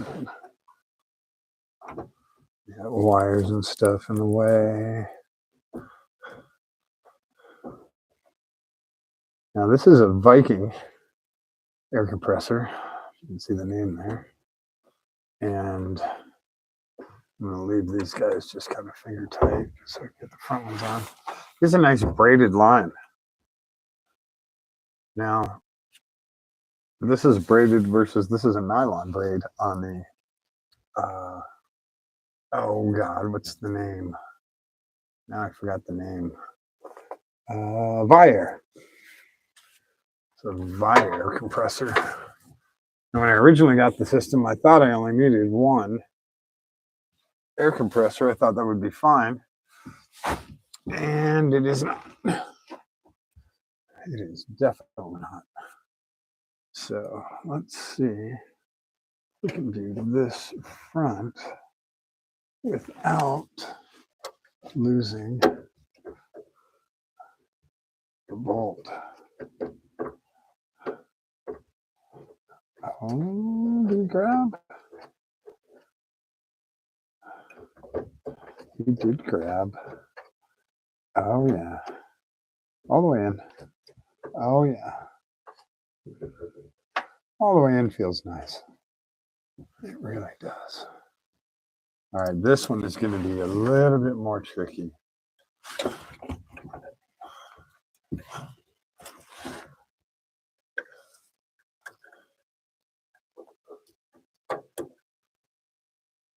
Does that look right?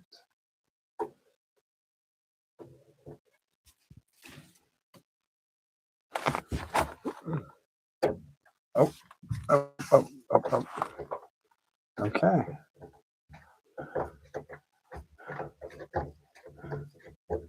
Yeah, like that. We like that.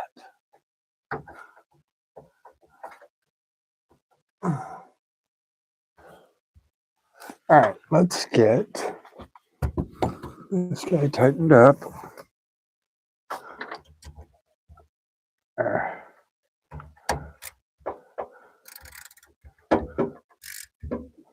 All right. Like I said,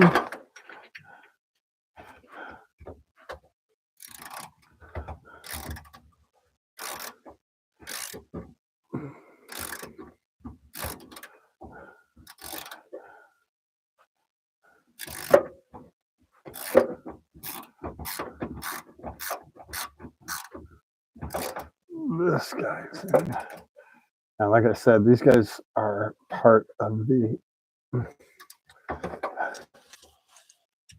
pump assembly, so they need to be a little bit tighter than the ones in the back, which are just part of the motor assembly, which also need to be nice and snug. But you're also dealing with cast pieces, so you don't want to break stuff.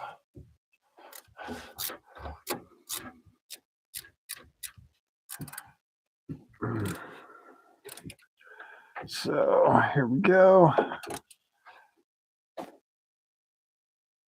And we are mounted. That's pretty nice. Let's see if I can clear off some of this other old thread sealing. And we are mounted. So let's do our thread sealant next. And this is the stuff I use, Fasting. I don't know if you can see that. It works really well. Where did my scissors go? Does anybody see my scissors? Back here somewhere? Where the hell did my scissors go? I don't see them. There they are. This is so funny, like hanging upside down, doing all this. So we pull out a little strip of this.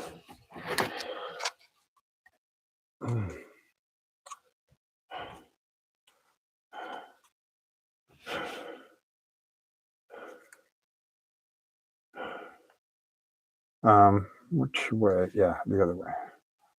So it goes this way.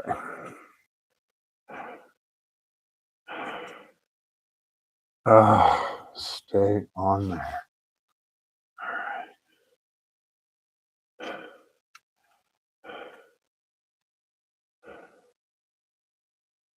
Okay, no, just stay on there. You're okay, buddy.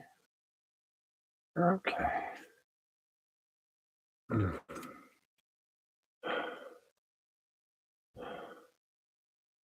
There we go.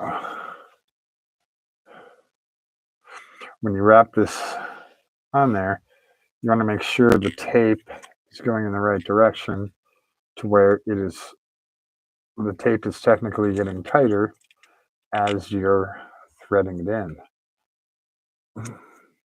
You don't want the tape to unwind as you're threading it in. And a little goes a long way with this stuff. So probably 3 or 4 laps and you should be pretty good. It also depends on the pressure, depends on the fitting, all that other stuff. So that should be plenty for this. And just make sure he's nice and tight. He's buried in the threads. And try to make sure he's not on top of the flange here. And try to make sure he's not covering anything here. So I'm going to make sure this port is as clean as possible. And then this has a swivel fitting, which is really nice.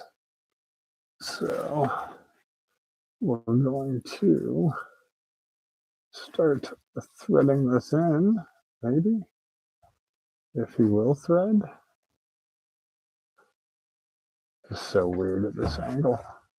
Oh, there he goes. Okay. So now I need my 15 again.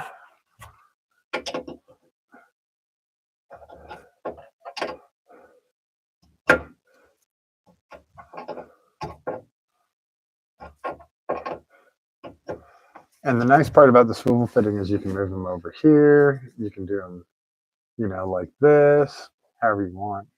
We're just going to keep it simple and keep it close to the edge.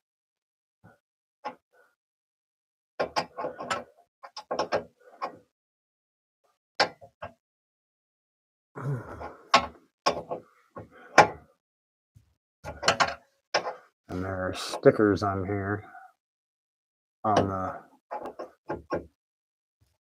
part that the wrench goes on. So it makes it a little bit bigger and it's tougher to get the wrench to stay on tight. And these guys you definitely want in there tight. They're pumping 200 psi. Don't want them leaking.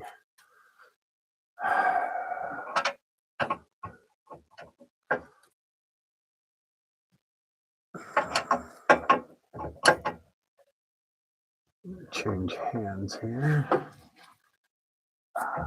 To get a little better leverage with my left. Barely.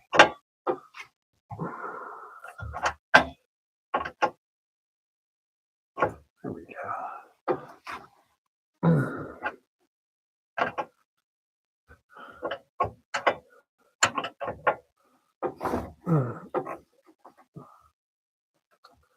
So yeah, now you guys can kind of see what's going on underneath the hot tub. There's this huge metal frame, and then there's a huge fiberglass hot tub in that frame.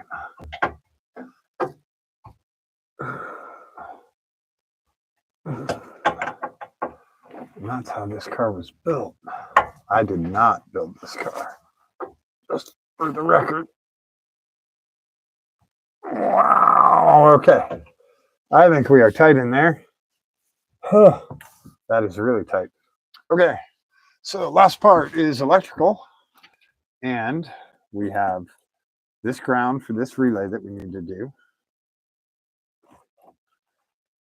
And we have this positive, which has to get hooked up to our positive. Where did this guy come from? Oh, he's from all the way up here. Okay. Oh, he's the ground for the controls. Up there. Got it. Okay. All right. So our ground is over here. I don't really care how long he is. The shortest ground possible is always nice. We are going to do, come here. I'm going to do the same wrap job that we did before, because that worked out really well. And the screw there holds everything very nice and very tight. So we'll get our hands out of here. We will get our ground hooked up again.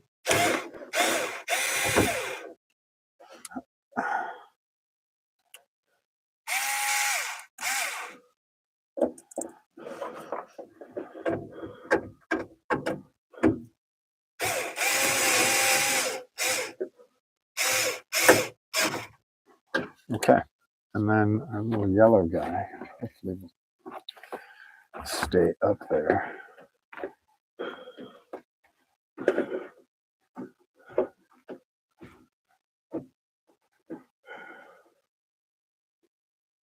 Yeah, if I pull them back a little. Okay. Back on there. Yeah, like that it does. Okay. There we go. Okay, ground is hooked back up. Let's get our positive hooked back up. Move the relay out of the way.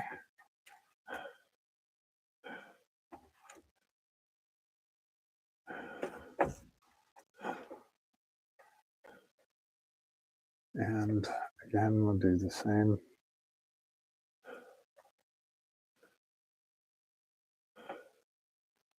Setup that we did before, just like this. With this, oh, but I need, damn, I need electrical tape here. Damn it. All right. I'm gonna go get some electrical tape, but I can take all these other tools out of here. Just need the scissors. And then we will have replaced that very nicely, very cleanly. I think we have to obviously clean up wiring, but it's pretty easy. I think it's easy to clean up wiring. All right, let me go get the electrical tape.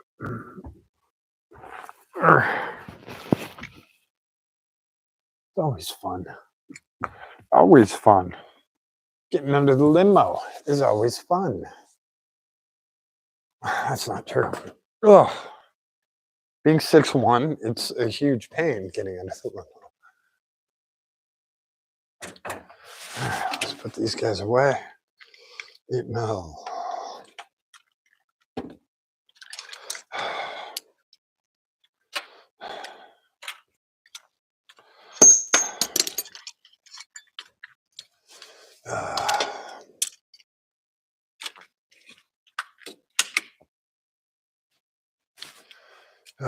What else we got here? 15. The 15. The 13 16ths. You see, guys, where'd the 14 go? Thought I put the 14 back, didn't I? Maybe. I need 3 mil.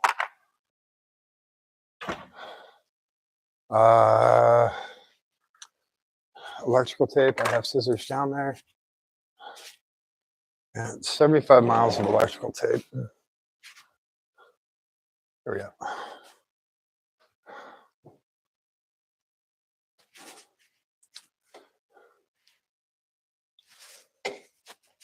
Okay. Here we go.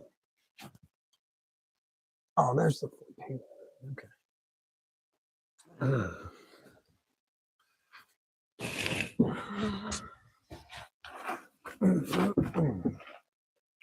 I was wondering why the tanks were operating funny. And now I know.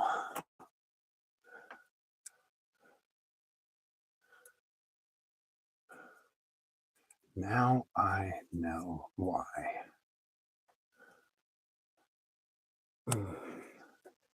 So,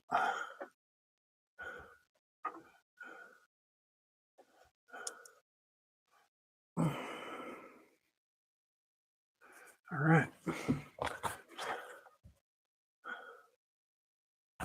Oh, did she really not cut all the way through? Okay. And then we'll put a little handle here at the end so that if we ever want to take this apart again, we know just how to do it. Okay. Ground power. I need to check the controllers, but all of this stuff should power up and it should go to 200 psi. Correct? Correct? Correct. This is the front.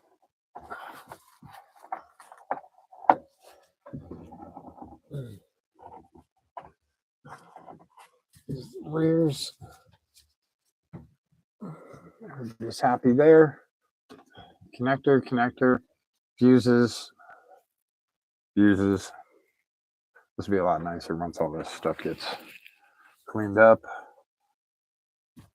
We're powered with this guy, which is a good thing. Okay. Ground's solid. We're in good shape. All right. So I'm going to go put the battery back on. And hopefully, oh, I got to hook the air filter back up. Come here, air filter. That's what these little guys are. This little snorkel. These are a little air filter so that the air going into the compressor is as clean as possible. And then the air that goes into the tank is as clean as possible. So there we go. All right. Not bad. Let's see if both compressors turn on.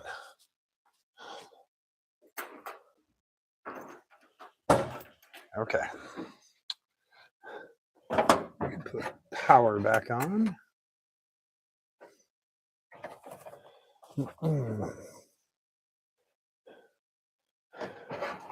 Okay, power and switch. Am I hearing two compressors? Or am I only hearing one compressor?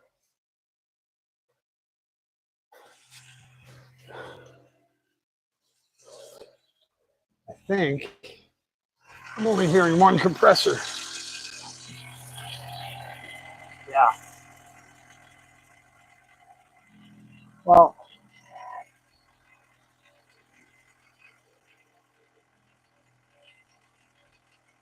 yeah.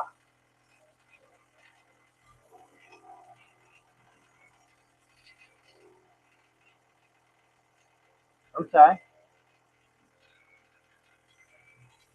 Hang on.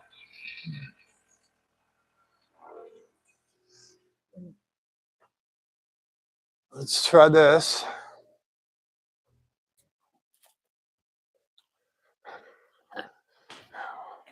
We'll just see if the other one is working by pulling the relay for this one. And that is this relay. So if we take this relay out, tell us if the other compressor is working.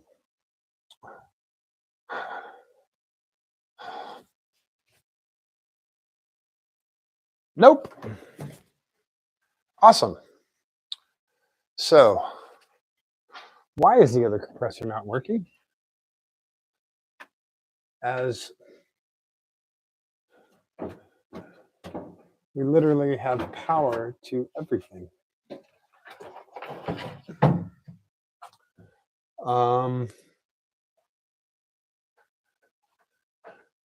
There's our main.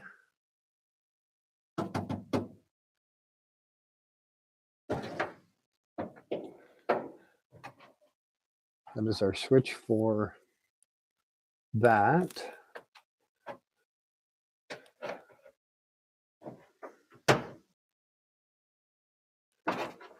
Just out of curiosity. No. Okay. So now I need to figure out why that is not powering on.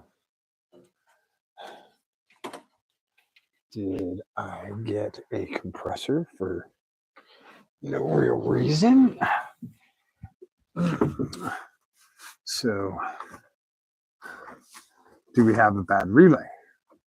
Let's try that part out. Well, it seems to be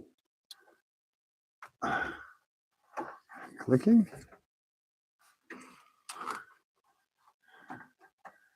And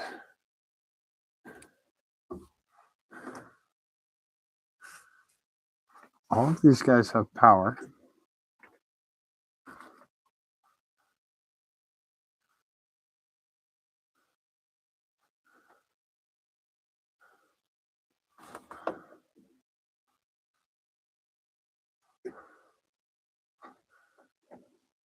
Get wires out of the way while I can. I have enough problems with wires here.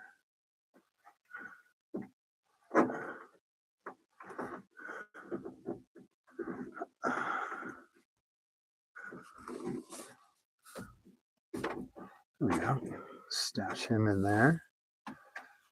Our big ground here is for up there. Blue goes to blue. So we have power because we have power to both.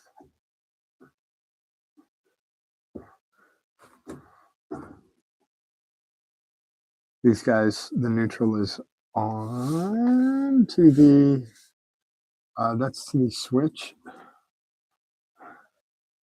pressure switch.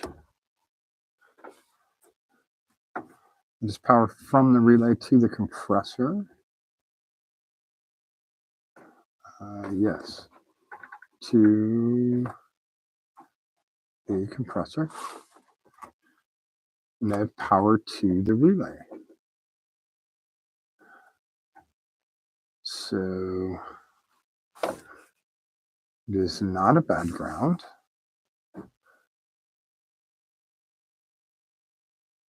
I don't think.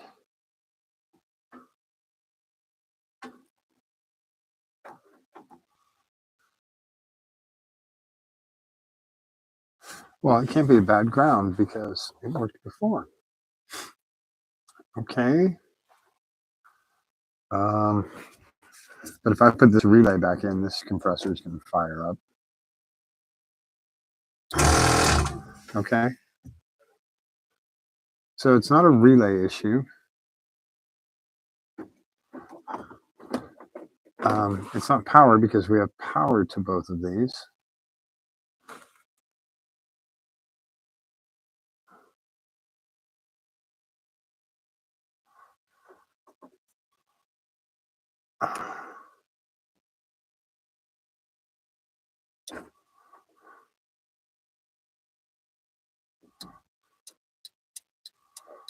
And it's closing the relay. So the relay has power. What are we missing?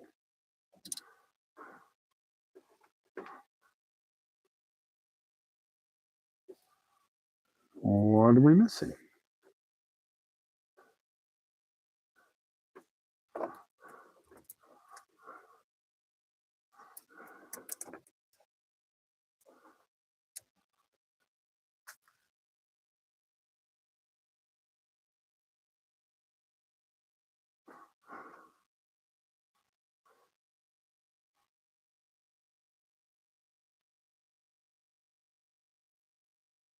That should click on right there.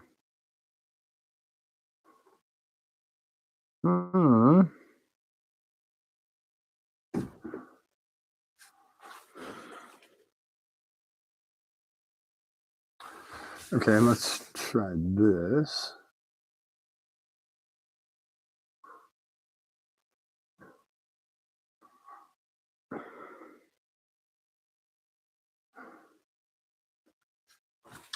And then maybe we need a different ground.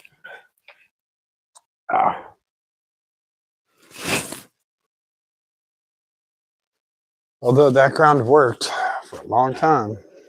Oops, what do we got in the way here? That doesn't work either. That works.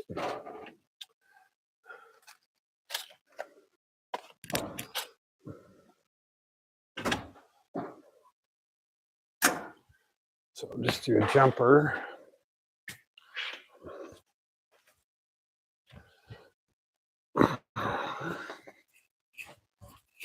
Isn't this fun? Isn't this fun?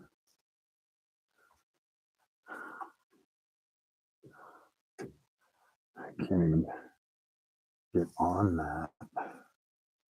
All right, so it is not a ground.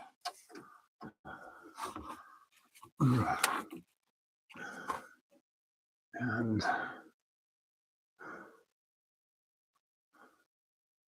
That is my blue 12 to this.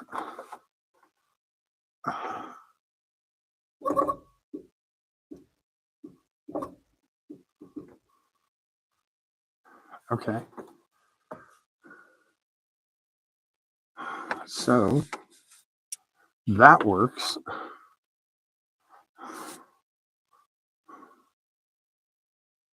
This guy looks a little scorched.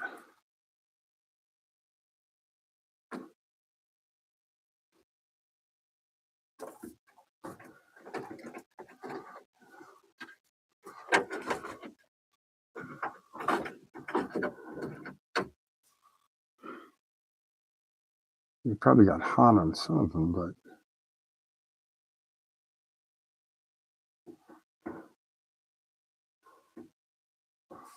that should be going right now.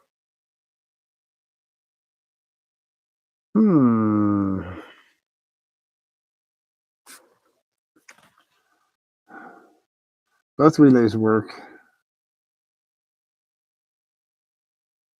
So that guy's getting power. He's not getting enough amps. Maybe. I mean, these guys should all be on their own circuit, their own relay. You can run them together, but it's highly not recommended. And I really don't want to do that with just one ground. But I guess if we're diagnosing, all right?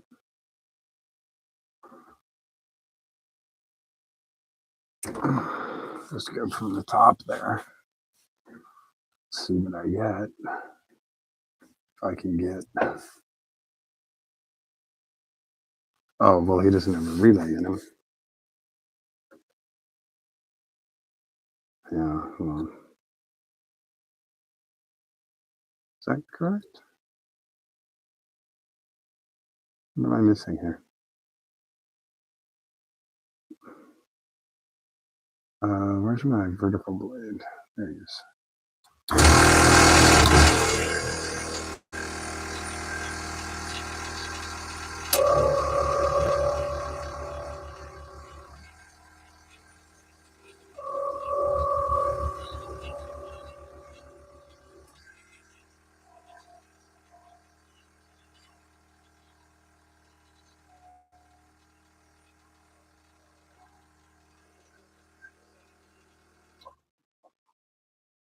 Okay. There's literally no difference.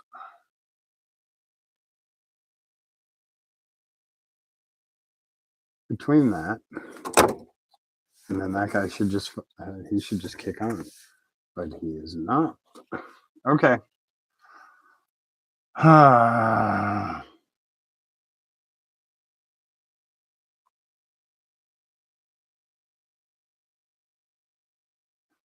All right, we'll have to do some wiring diagnosis tomorrow. But new pump's in, and it does work. So, okay.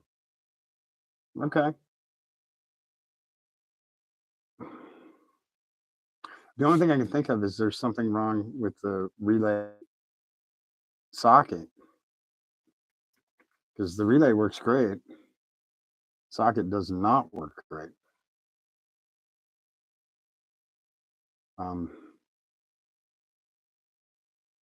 Also, no, they're both hooked up to that. Okay. I thought maybe just one pump was hooked up to the switch, but they're both hooked up to it. So they both shut off when it reaches 200 psi. So, okay. All interesting stuff.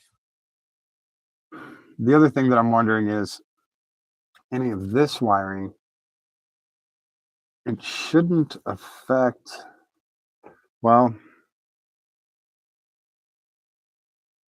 it can because it's pulling from the same battery. So I think maybe maybe some of this wiring is affecting what's happening with that relay.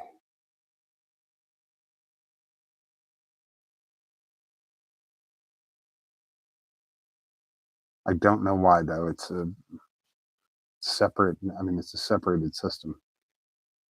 So I don't know. I'll have to take a look at it.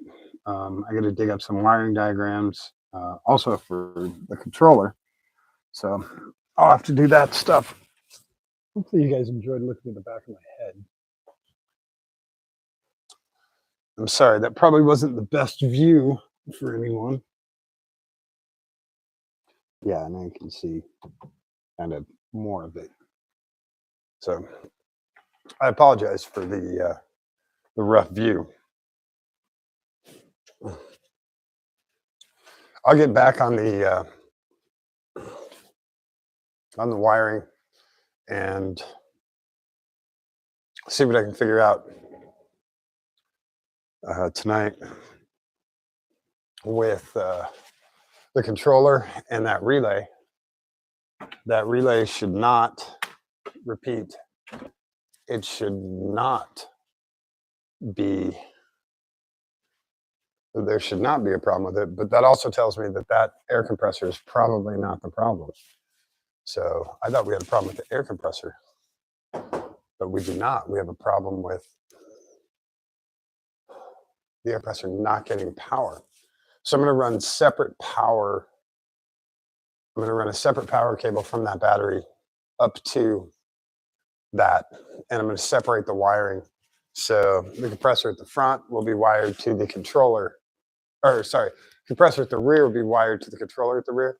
Compressor at the front will be hardwired right to the battery. So we'll just do some new wiring.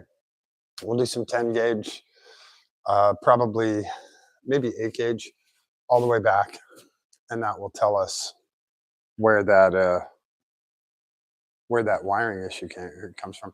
I don't think it's an amp draw issue. It doesn't look like it. The wires would be absolutely burnt, like they'd be melted. There's a little bit of wear on one of them, but it's not anything. I think that came before the pressure switch came in there. So no, I'm just going to run them as separate systems, rear and front. That way it's also a lot easier to diagnose. So thanks for hanging out with me tonight. I appreciate you guys. Hopefully you had fun and didn't get bored staring at the back of my head and underneath the car. But yeah, that's now basically you know what's on the limo. You know what it's kind of made out of: fiberglass and that big steel frame. And I'm gonna get this. Well, I need the light in there. I'm just gonna turn it off. I'm gonna need that in a little while because we have other cars coming in here. We have a Mustang with a nitrous kit. We have what else we got? Brixie was going to bring his car up here for something. I couldn't remember what it was, but so we have other cars coming up the next couple of days. So got to make sure this thing's moving. And it can run and drive without the air system. You just have to drive it slow, and it's hard to get over low places because this thing sits really low. It'll scrape on the floor plate here. But yeah, I hope everyone had a good time hanging out. I appreciate you hanging out. I'm sorry it was not a complete success, but I'll get the wiring figured out and then also get the controller figured out. So those things are not pulling so many amps through one wire. We'll have it go through a couple of different wires, or maybe just use a larger cable and some kind of splitter down there, you know, bus box or something. But I appreciate everyone hanging out, and we'll go again tomorrow. I don't know. I might be back later tonight. It's 12:40, so we'll see. It's also really cold. It's still only 59 degrees, even with the second heater in here. It's cold. So again, thank you for hanging out. Don't forget to subscribe to the channel. I appreciate that. And don't forget to show someone that you love them today. Okay, give them a kiss on the cheek, give them a kiss on the nose, right on the tip. You don't have to say anything, you have to show it. Okay, grab their hand, give it a squeeze. It doesn't take much, man. It really doesn't, but it means so much. Okay. All right.